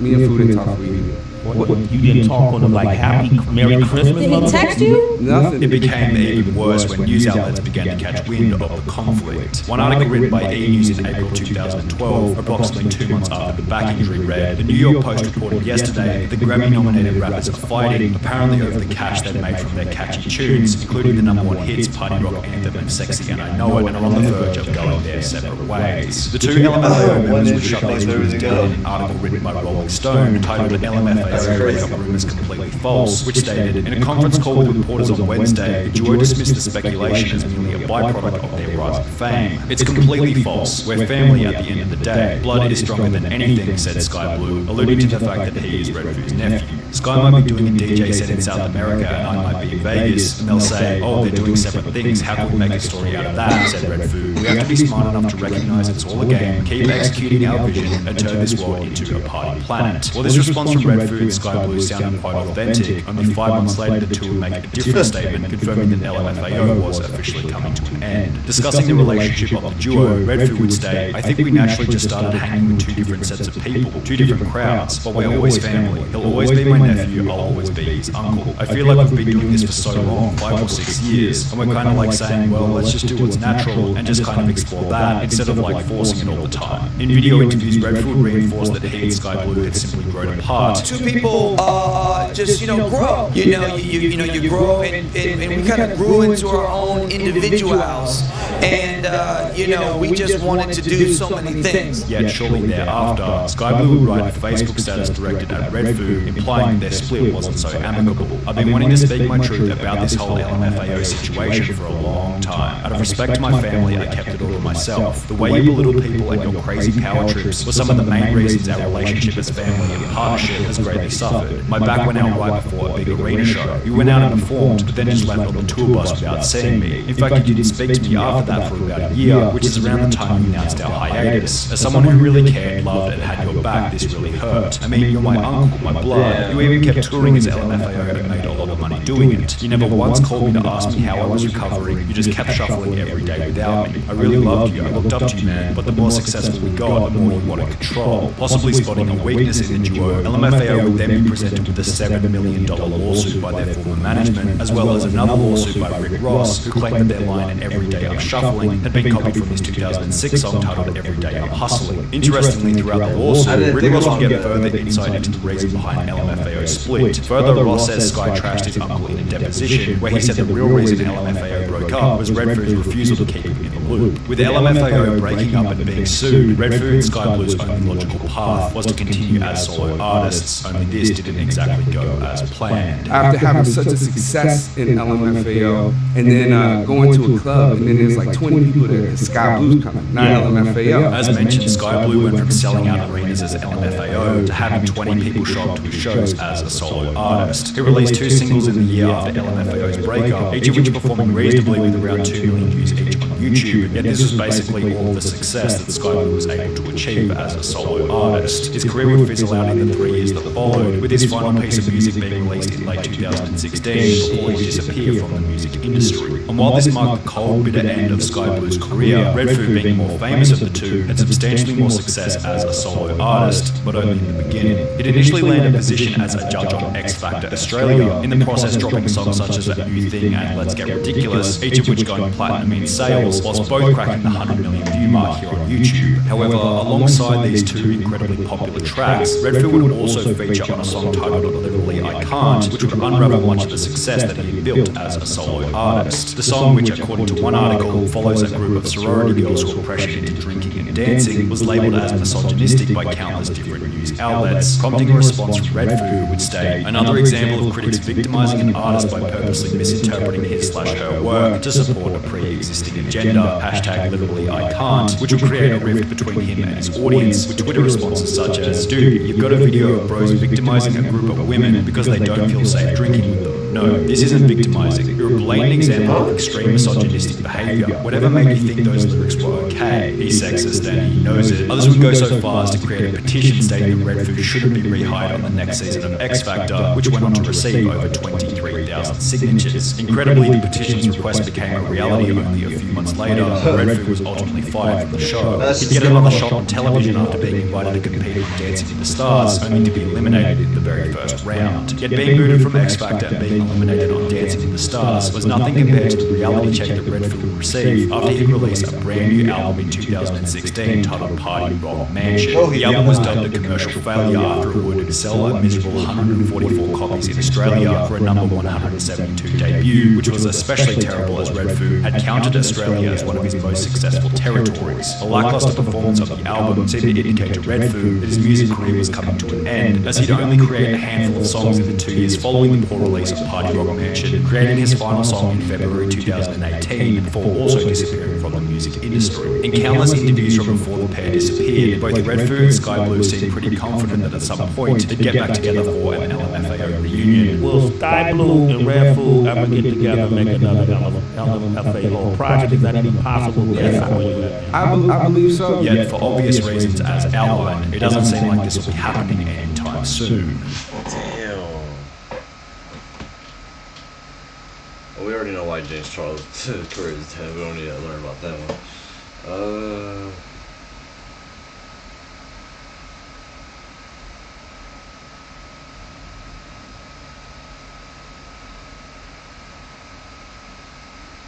As you can see, man, we are all over the place, baby.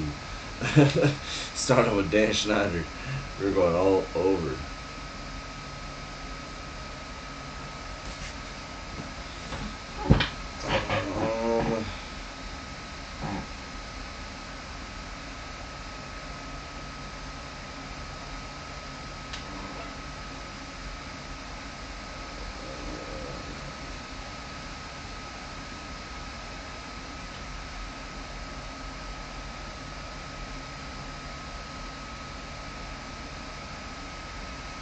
Come on.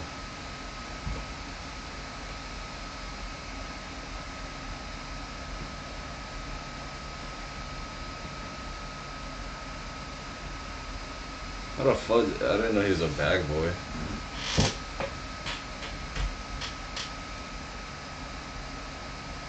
This is actually very. I can't lie. You gotta be real. My girl loves this motherfucker. I wanna know why the fuck he's so goddamn famous.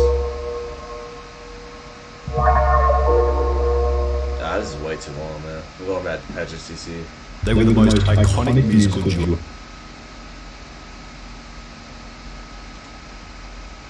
There's a lot of rich people in the world, but there's not a lot of rich people living like you. So first of all, before we get started, I salute you, sir. I went broke, so it's just like, This guy's so It was a wild ride. How good is Dan Bilzerian actually at poker? Where did Dan get his money from? How, you may ask, does this billionaire playboy philanthropist finance his life? You know, beat one guy for 54 million.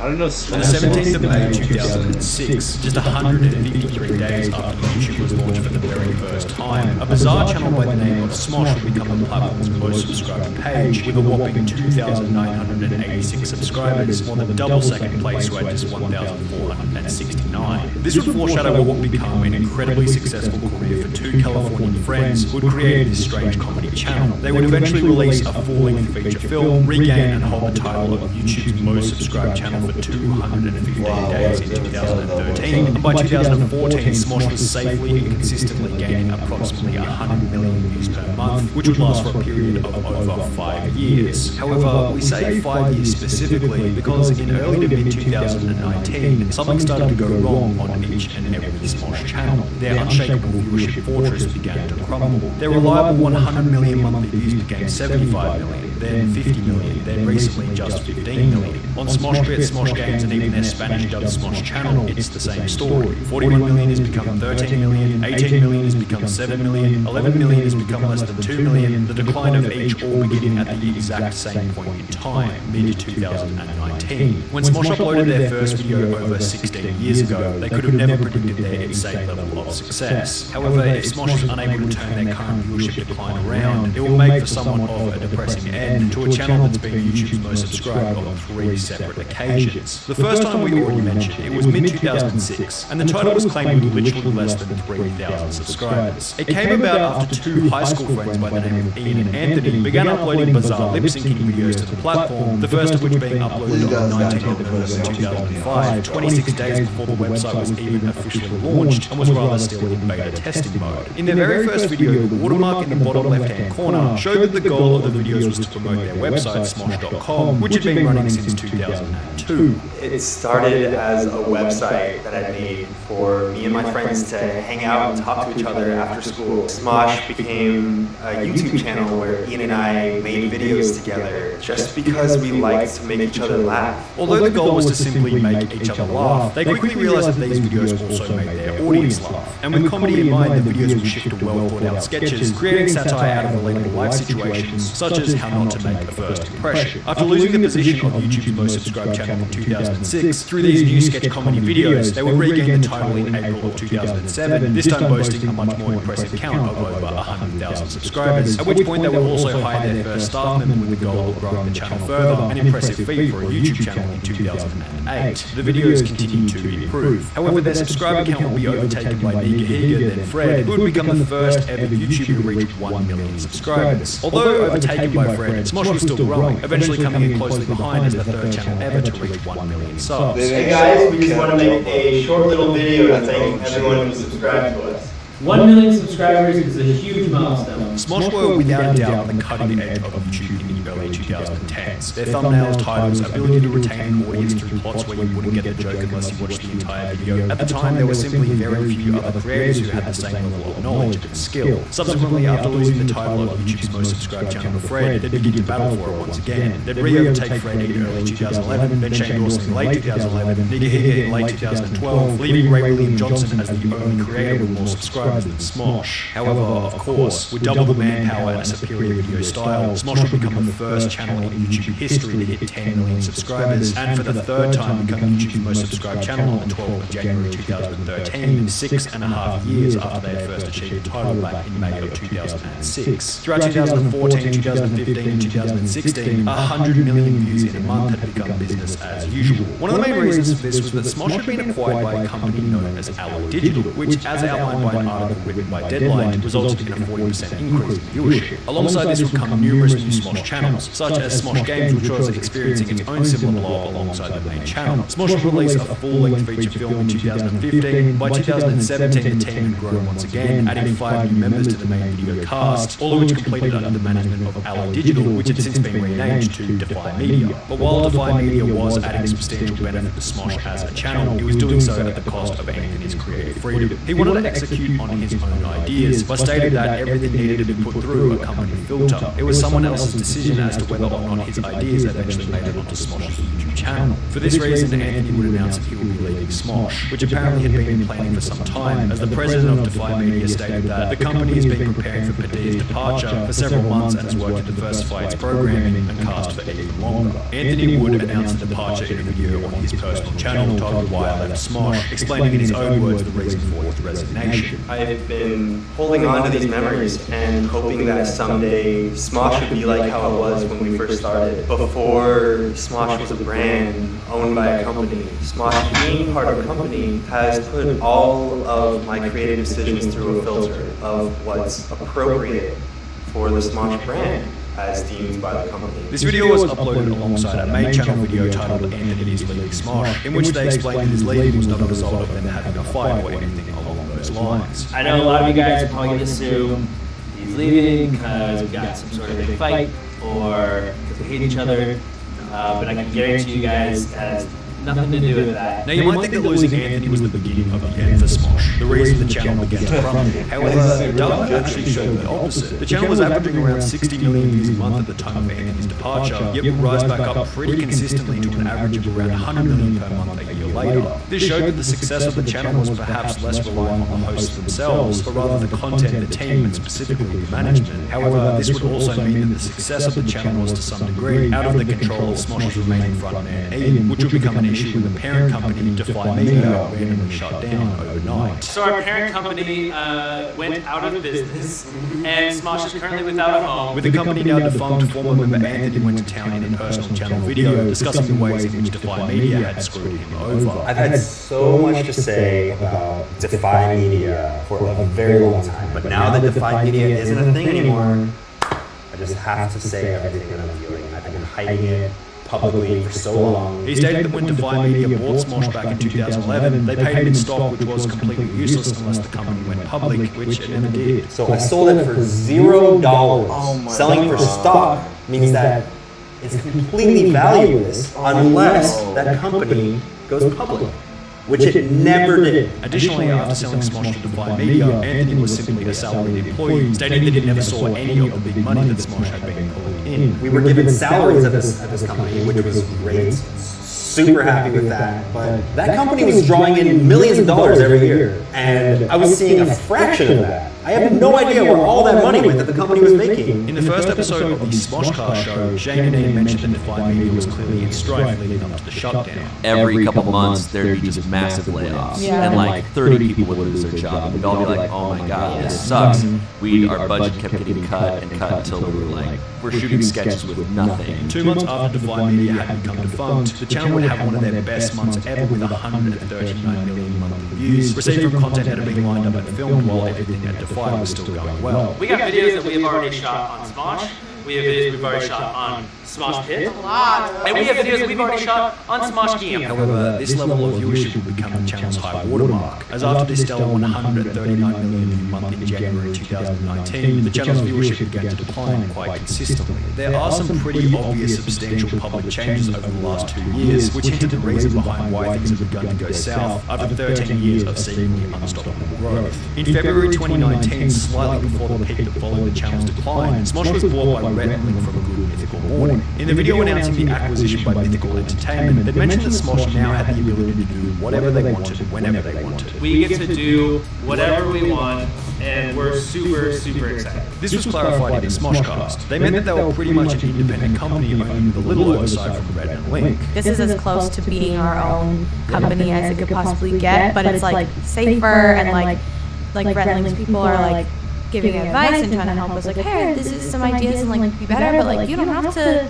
do this if you want. The three members seem to think that having their own creative freedom and control of the channel was going to be a massive advantage. The reality now is that it's kind of just us doing it. Yeah. Red Link were like, here's this studio we have, do whatever you want. In the process, crapping on Defy Media, saying how bad they were, saying that they didn't know how to have fun, and saying that they were bad at comedy. Defy was the principal that would come in every now and then, like, stop having fun, you gotta do this, whatever. And you're like, okay. And it was tough because they didn't have a sense of humor. They didn't understand comedy. Yet the data seems to indicate that while with Defy Media, the channel had consistently high views, and it was only when Smosh did have the ability to go out on their own that things began to decline. Just because Smosh didn't like the management and leadership when they were with Defy Media didn't necessarily mean that Defy weren't knowledgeable on the topic of retaining an audience. In fact, if there was a lot of adversity, it probably meant that Defy Media and the Smosh team had extremely differing opinions on what should and shouldn't have been posted, where Defy Media might have actually been the correct one the whole time. The universe seems to work in a bizarre way where being caught in a terrible scenario with crappy, insufferable management might actually be the dose of short-term uncomfortability that, without you even realizing, gives you the motivation to create something great. Perhaps it was Smosh's never-ending wrestling match with Defy Media that was actually giving them a reason to continue on with the project day after day. Maybe Smosh were trying to come up with the best ideas for no other reason than to spite Defy Media, to prove them wrong, as petty as it sounds, which unbeknownst to them at the time might have actually been keeping the channel's viewership up. We banded together and we were always trying to make great stuff. We were always having fun and doing crazy shit. And we all had this kind of common enemy. Yeah. We were kind of like, these corporate overlords that are always... It felt like an 80s movie. God, dude, I want to find a good one.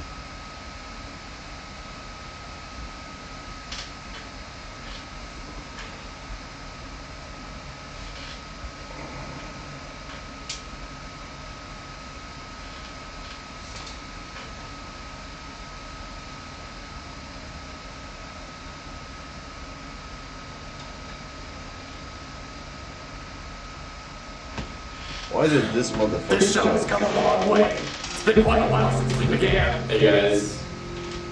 I'm back. I know that guy. What to do? The Filthy Frank Show. So this is what you guys have been up to, huh? They have a secret. I know they have a secret. I have not been well the last couple months. Long story short, I was warned of this, but I was... No.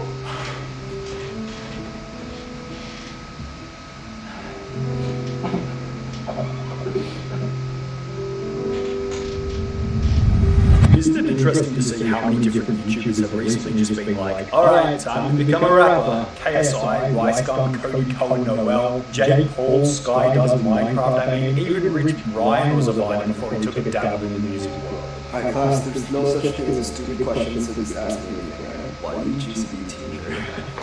However, few of these rappers have been able to replicate their success on YouTube to their success in the music world. And it makes sense, really. They would have had countless hours invested in their content creation skill comparative to the time spent improving upon their music. Another angle is that it's perhaps the stigma surrounding the fact that they were previously on YouTube.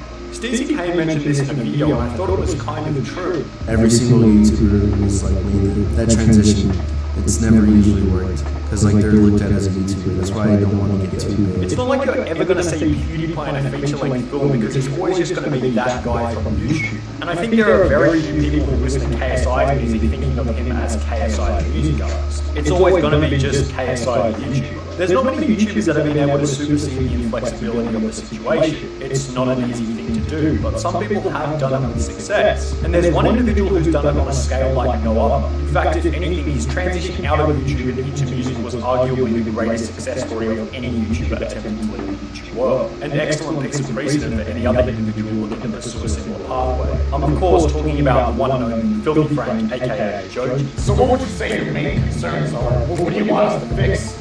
And why? But there has to be a reason as to why Filthy Frank left YouTube to pursue an alternative creative endeavor. In Filthy Frank's official statement about why he left comedy to pursue music, he claimed it was because he no longer enjoyed making the content as well as medical reasons, which he later revealed to be stress-induced seizures. I was recently diagnosed with a brain condition that ironically gives me seizures. You know, this whole time we thought it was so funny doing these fake seizures, and now some call it bad luck, some call it karma, but ironically, boss. Hey boss, I have a seizure. But I mean, come on, there's got to be something a little bit deeper than that. Maybe relating to his first point in his statement, we have to ask why he no longer enjoyed making the content. Was it the fact that he had just outgrown his goals, or was it the fact that the apocalypse totally knew his revenue and channel views? Perhaps it was because of his medical condition, or maybe even his concern for the politically correct culture that had transformed since he began creating videos. We are going to explore all these possibilities by taking a deep dive into why Filthy Frank stopped making videos. Damn, I didn't know it was gonna be this. This is a good one. But Feeling stuck, feeling unfulfilled, feeling like you're stuck in a rut. It's an interesting position to be in because sometimes what caused it is often the achievement of something that a while ago you might have dreamed of accomplishing. I've felt it in the YouTube world, and I think we've all felt it in multiple different areas. It really can be applied to anything where you have a goal or an aim. When you get 100 subscribers, it's like, whoa, imagine getting 1,000. Then you get 1,000, and it's like, imagine getting 10,000. Then it's like, imagine getting 100,000, etc. There really is a minimal difference upon achieving each goal because all that happens is you just ponder the next higher number. There seems to be this natural propensity for wanting more, thinking that when we do have more, there'll be this golden period where we can just sit back and do sweet bugger all because we've done enough. We've finished enough work, or we've got enough subscribers, or we've earned enough money, and that at some point we'll just be content with what we build. Perhaps there is a point like that. I guess that's what they call retirement. But are you really content at that point? There's always going to be something else to do, something higher to strive for. The only thing you really can do to keep yourself happy is to constantly improve upon your previous self with higher goals, or in Filthy Frank's situation, your previous persona. Look, regardless of whatever all that might mean to you, the underlying principle that I'm trying to outline is that you feel stuck when you've outgrown what you previously wanted in life. And the only real way to overcome that is to desire something bigger, something more outrageous than your previous goal. This is a very plausible but also arguable reason why Filthy Frank might have stopped uploading. Filthy Frank might have felt as though he had outgrown what was possible for him to achieve on YouTube. Now it's plausible because, well, maybe Frank was doing YouTube for an extremely long period of time. He had smashed a lot of goals. I mean, he basically invented the Harlem Shake, one of the greatest things in 2010. That's all. He got 1 That's million what it was. I subscribers, then 2 million remember. subscribers, then 5 million subscribers. He was fairly up there on the YouTube hierarchy. Might have felt as though trying to put higher was Learn totally PSN. I do. But on the other end, you can argue that there really is no upper limit to what can be achieved on YouTube. There's no end goal because you can always get higher. There's always going to be someone with more subscribers or views than you. But let me frame it in a slightly different way. Because regardless of whether there is or isn't an upper limit on YouTube achievability, what seems to happen is you hit this point where you kind of realise that you have the influence to successfully pursue other creative endeavours that you might not have previously had the opportunity for. Around the time when Filthy Frank was looking to transition into music, he had an extensive subscriber base, but the Filthy Frank / Pink Guy meme was going on for a while. It was beginning to become a big cliche, so he was at a crossroads. He had 3 different options. Firstly, he could stay with the Filthy Frank meme, but it was slowly becoming a cliche. Secondly, he could change his content and stay on YouTube, or finally, he could move on to another creative endeavour. Well, the first one is doomed because no matter how great the meme is, it will eventually die at some point. The second option, changing his content, is a possibility. But I mean, what else could he really do? What, Filthy Frank gaming? That actually sounds like a pretty good idea. Anyway, the third option just seemed most viable, to move on to another creative endeavour. But then that creates another argument. Did Filthy Frank outgrow his YouTube goals, or did YouTube outgrow Filthy Frank? Was Filthy Frank kind of at a point where the meme was dying and he actually needed to move on to keep the meme alive without oversaturating it? Well, this was PewDiePie's opinion, that he got out right at the perfect time. He wouldn't be able to keep making this kind of content. There's no way. I think he left at a perfect time. And like, if he just did this shtick all over and over and over and over, people wouldn't like it either. You wouldn't like it either. And this is kind of what Filthy Frank explained himself. In an interview with Vice, he explained that he had felt as though he had achieved everything he could possibly achieve on YouTube. I was under the impression that, you know, that was my pinnacle. It's your peak. This is my opus. This is my opus. Like, I'm gonna be yelling on the internet, making semi-valid points here and there. You know, I thought that was, like, I was depressed that was going to be it. Perhaps the sad truth was that Filthy Frank saw that the meme was on the way out. That might be what his peak was, driving the meme as far as it could go without becoming cliche. October 2016, Filthy Frank's high watermark, his most viewed month on YouTube with the decline following. And I can't shake the sneaking suspicion that it's had something to do with the apocalypse. I want to examine the financial motivation from both YouTube and Filthy Frank. Now, while it seems obvious that the primary motivation of Filthy Frank's channel is most certainly not financial, it's still a factor that can't be ignored. After the first apocalypse, I dare say that a very solid chunk of his channel would have been demonetized or put on limited ads. And again, even if money isn't the primary motivator, and only an extra little reward for doing what you love, a drop in revenue is still going to constitute a drop in motivation. Like, for example, imagine he's getting paid around 60k a month in ad revenue, which is roughly what his channel would have been pulling at its peak. Then the next month it drops to maybe 5 or 10k. The motivation to continue just isn't going to be as prevalent. I love this comment by Dr. Philliger when discussing Filthy Frank on YouTube. He wouldn't have gotten monetized anymore. He'd have to start shilling sponsorships and changing his content to fit advertisers, as well as asking for Patreon money or something, and his content would have just taken a complete dive if he kept it up. Maybe it already started happening and he saw it coming, and that's what pushed him off in the first place. Who knows? But I think he left it at a perfect time and will be remembered as a legend. And it's kind of true. Imagine Filthy Frank having to change to family-friendly content or start advertising Raid Shadow Legends before one of his videos. Well, let's ignore the money altogether and think about the potential demonetized status of the channel. YouTube claims that videos aren't recommended based on whether they're monetized or not. But I have rock-solid evidence from a grand total of one of my videos which might suggest otherwise. But I've seen many other content creators talk about their videos being buried up and being demonetized as well, so I'm almost certain the monetization of a video plays a part in the algorithm. What's YouTube's incentive to promote a video if they're not, running ads on it? If they're not running ads on it, they can't gain money on it, so what incentives do they have to promote it? With this being said, if all of his videos are demonetized, they're going to get recommended less, meaning that there'll be more resistance against his growth, a compounding effect towards a drop in motivation to continue YouTube. There's another thing worth talking about if we're on the topic of YouTube changes. What about the shift in what was accepted and politically correct on YouTube? What was acceptable in 2013, 2014, and 2015 is unfortunately drastically different in 2017. A lot of it might owe to the fact that people making severely politically incorrect content like Filthy Frank would no longer be monetized, which might tie into the previous point. I'm in total agreement with Danielle's comment on the Filthy Frank video. People would be so offended if he were to start his channel this time. This type of comedy is dying off. Going back to Filthy Frank's statement about why he no longer uploaded comedy content, it was mentioned that along with no longer enjoying making content, he was also suffering from medical conditions hindering his ability to create content. This was discussed in one of Filthy Frank's final videos. But unfortunately, what happens here is a lot of the seizures are actually induced by stress, which unfortunately comes from, a lot of it comes from running this show. Now, I'm not really trying to call him out here because I'm not really sure about the extent of what he's suffering from. But if he suffers from stress-induced seizures, I would imagine that being jokey would be significantly more stressful than Filthy Frank on YouTube. But again, there are so many different factors here I don't even want to comment on. Regardless, one of the reasons that Filthy Frank stated to stop creating videos was his medical conditions. But for Filthy Frank, the medical conditions or simple label of previously being on YouTube wasn't enough to stop him. He had to go ahead with the transition because he simply felt stuck on YouTube. The downside of being stuck on YouTube far outweighed the downside of being seen as a fallen YouTuber. In fact, if anything, becoming Joji might have helped his YouTube channel. He's still very relevant on the platform, getting over 10 million views per month. However, in doing comedy, he felt jaded. He felt like he had outgrown his goal. He felt as though he had hit his comedic peak and needed to move on to something else. But not only had he outgrown his goals, the entire YouTube landscape was shifting underneath his feet to a system that didn't really benefit his content style. Demonetization and a change in the acceptance of political correctness are two factors that likely led to a drop in motivation and the desire for a new artistic project. Hence the birth of Joji. And then going back to what we said in the beginning about YouTubers struggling to shake off the former YouTube title, Filthy Frank explained that when he was getting close to making the transition into Joji, he had the fear of people seeing him as Filthy Frank the YouTuber rather than Joji the music artist. Is it hard to deal with people who really just see you as Filthy Frank and they just want more Filthy Frank? Back when I was too afraid to make the transition, it was a genuine concern. However, one thing that Filthy Frank aka Joji has proven is that your past does not equal your future. We have this strange thing when we think that however we're feeling now is going to be how we're feeling forever. But Filthy Frank has proven that wrong. He's shown that if there are things that you don't like about yourself, you can go ahead and change them. Maybe not overnight, and there may be some leftover stigma from the change, but it just proves that if there's something you don't like about anything, then you can change it with a bit of effort. Pretty cool. Anyway, that's going to be all for this video, guys. If you guys would like and subscribe, I'd appreciate the hell out of that. Other than that, I'll see you guys in the next one. Peace.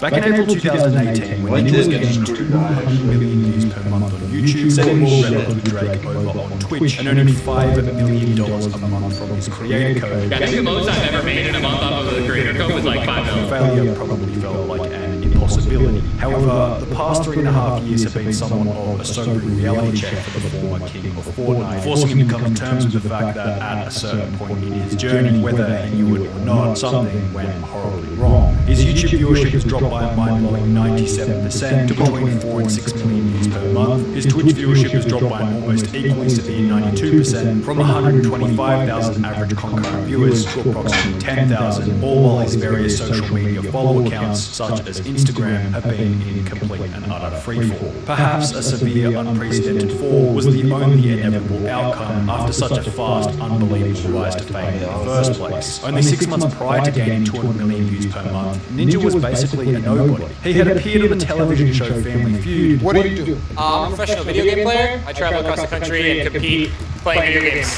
And gained a small internet following of around 100,000 YouTube subscribers as a professional Halo player dating all the way back to 2009.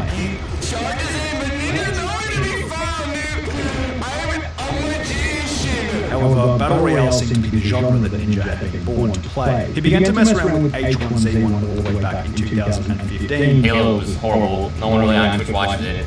And then I switched over to H1Z1 and that gave me a huge viewer boost. And by early 2017, only 2 years later, Ninja had set the world record for the most kills ever in a single H1Z1 match, while also becoming ranked #1 for North American H1Z1 players, resulting in his first bit of success on Twitch. At my prime in H1Z1, when I was going for my kill records and getting 30 kill games and stuff like that, I was averaging like 10,000 viewers a day. Ninja would display a similar level of skill after switching to PUBG, often finishing games with upwards of 20 kills, and having built a strong foundation in Battle Royale experience, a seamless transition into Fortnite was almost guaranteed. First impression of the game. When considering the previous information about his skill as a professional H1Z1 and PUBG player, it should come as no surprise that Ninja was a natural Fortnite from the very first week. He dropped his first 20-kill game only 12 days after the game's release,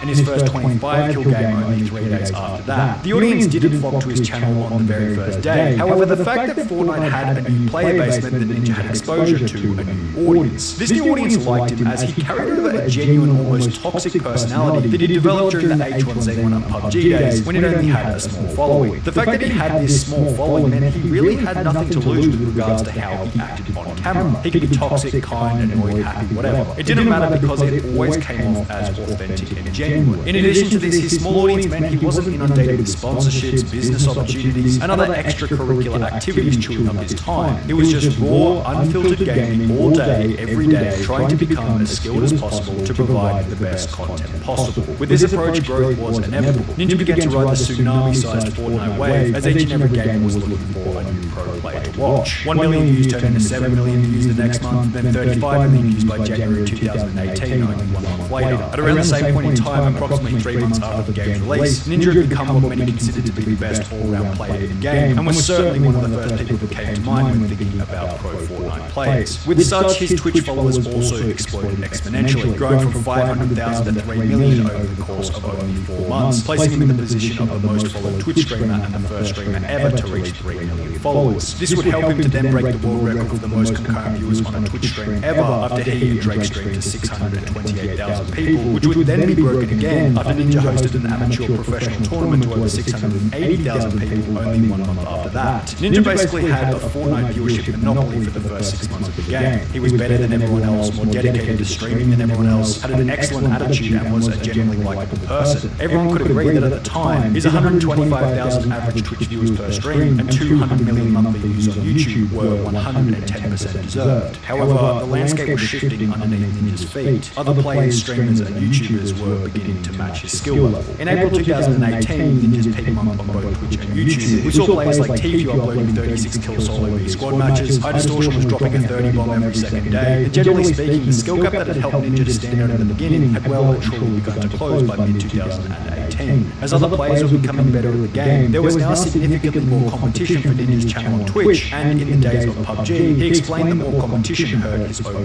viewership. Dr. Disrespect, Shroud, Summit, Timothy man, I have to compete with all of these people to just take away a huge pool of people from like when when they're not on, I'm up to like 12, 13, 14K sometimes. In addition to increasing Twitch competition from individuals like Tfue, it seemed as though Ninja began to invest less energy into what blew him up in the first place, being a professional gamer, and rather focus more energy on being a branded celebrity. He began to get involved in sponsorship deals with big companies. He started flying around the country doing meetings and interviews. The last 6 months flying everywhere and doing all these interviews and meetings and meetings. While he'd upgraded his streaming room to a super expensive top tier Ninja dojo. Embroidered Ninja chair. This is where I'm going to be controlling all the spectral cameras in the room. Camera angle 1, camera angle 2, and camera angle 3.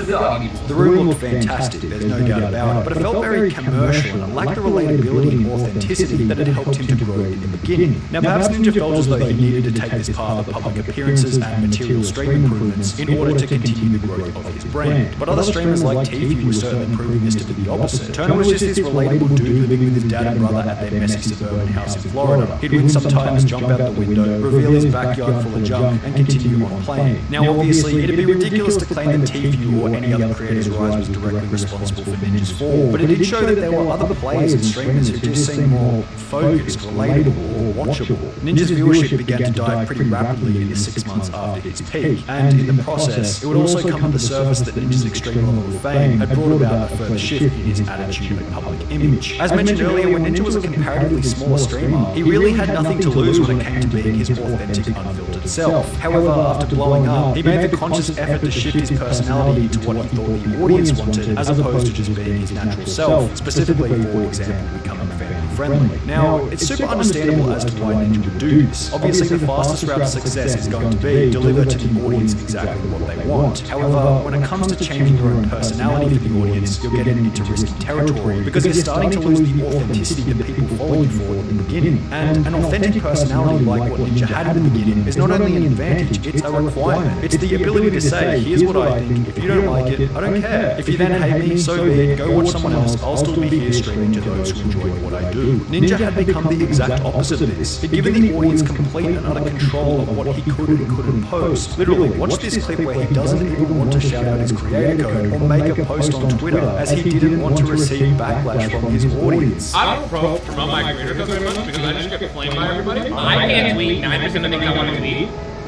because like people would just make it into a meme. Selfies, make it into a meme, like why am I supposed to flip now? All Ninja was doing was showing everyone how spineless he'd become. No wonder people started to hate him. Yet Ninja seemed totally oblivious to the fact that it was because he'd completely abandoned his authentic personality in exchange for his family-friendly pretending to be nice garbage that everyone could tell was completely fake. At some point, somehow, it became a cool thing to like dislike me. Everyone hated me. Like it became like the thing to pick on. The complaining now felt as though it was coming from a position of entitlement, like he was owed respect from his audience, and that it was unfair that he received so much hate. But criticism from the audience is the price of admission when you decide to become a streamer. And the fact that he continued to complain about being hated just meant he became more and more hated. People looked for specific things to call him out on because they knew they'd get a reaction. Going back to the example of Tfue, you could tell that he didn't even care about the criticism, and therefore he received substantially less criticism in the first place. Now Tfue wasn't perfect either. He always had something to complain about within Fortnite, but it wasn't in the same crybaby way, acting as if the whole world was always against him for some reason. However, for Ninja, the problem wasn't only increasing competition from better or equally skilled players with more likable personalities, the amount of people watching Fortnite was also beginning to decline. In the year after Ninja had hit his peak, Twitch's average daily Fortnite viewership dropped by 30 to 40%. Fortnite's Google Trend Graph followed a similar pattern. People were searching for the game less and less every single month. Videos discussing the potential death of Fortnite were going viral, and hating the game for whatever reason became the trendy thing to do. With Ninja's popularity being directly tied to Fortnite's popularity, if the game were to die, Ninja was unavoidably going down with it. This is without a doubt the reason as to why Ninja began to play other games on stream. League of Legends, Apex Legends, Valorant, streaming hundreds of hours on each under the assumption that one of them might be the next big game. Now it would be unfair to say that this was a stupid idea. Obviously streamers always have to be on the lookout for what might be the next big game opportunity. So Ninja dedicated a high percentage of his limited stream time and many YouTube uploads to Valorant, assuming he'd be at the front of the pack of the Fortnite Fortnite audience decided to migrate over, but the migration never really happened. And in the process, those who wanted to continue watching Fortnite got themselves hooked on other streamers who were providing that Fortnite content, such as CypherPK. It also didn't help that throughout this process, Ninja wasn't even streaming on the most viewed platform, Twitch, and had instead signed an exclusivity deal with Mixer worth an estimated It's supposed to be like $50. Now again, it's so hard to comment on whether this was a good decision made by Ninja, because we don't really know what would have happened if Ninja simply stayed on Twitch. Plus, the money they paid him was absolutely insane. However, the amount they paid him was representative of something. It was saying this: here's a short-term cash injection, because we both know that over the long run, your career is going to take a bit of a dip if you move to Mixer, and a dip his career certainly took. In the video letting everyone know he was moving to Mixer, Ninja came out with the same old inauthentic crap, stating, What are you most excited for about this change?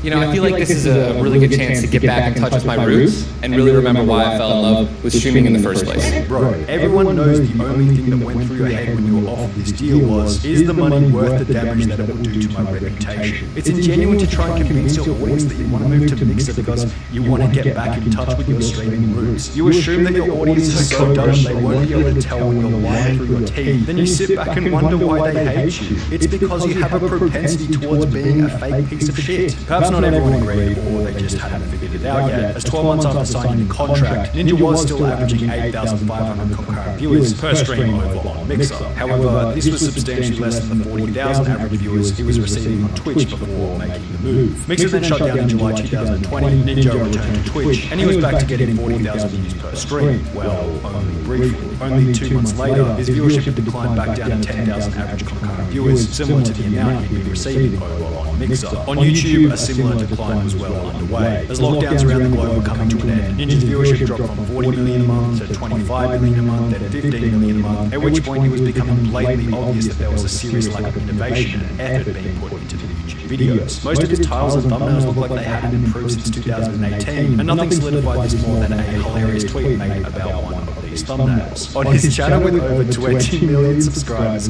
Ninja would post a video using this thumbnail, which would be shared on Twitch by Not Luke, stating, "Someone tell Ninja to fix his design and please, this is hard to watch," and would receive replies such as, "I still can't believe that's actually the thumbnail. I could do better on Pixar on my phone. And how is it possible to be this bad? I feel like he must have done it himself for some reason." Ninja then changed the thumbnail to a thumbnail he had already used for an older video. You ended up changing it, which to be fair does look a lot better, until you realize it's just a reused thumbnail. The whole thing just showed that he just wasn't putting in the effort anymore. Not even doing the bare basics like making his own modern looking thumbnail or analysing how other successful Fortnite YouTubers were titling their videos. People will blame Ninja's downfall on nothing but Fortnite dying, but when looking at someone like CypherPK, who is titling his videos correctly and making extremely meta thumbnails, he's only been getting more and more popular over the same period of time. Over the last 12 months, Ninja's lack of innovation has resulted in a drop from 15 million views a month to between 4 and 6 million views a month. His YouTube channel has become an anti-user-friendly cluttered mess, consisting of a bunch of random shorts and unrelated videos, which when compared to someone like CypherPK, who I consider to be doing things correctly, it's really no surprise that Cypher's gaining 5 to 10 times more views despite having only 1/5 of the subscribers. Ninja knows his career is over. No creator who values and respects their future as an internet personality would ever do something like his recent multifaceted Raid Shadow Legends sponsorship. This is the move of someone who knows they're completely and utterly finished. You'd never see someone like CypherPK or Nick Merckx or even T-View out here doing this kind of in-depth, unrelated, totally different game brand deal, because they know the degree to which it will affect their reputation and future as a content creator. Ninja's become nothing more than a puppet, a jester, a clown, doing his embarrassing little dance for whatever garbage sponsorship will throw money at him in exchange for the final piece of his rapidly declining career.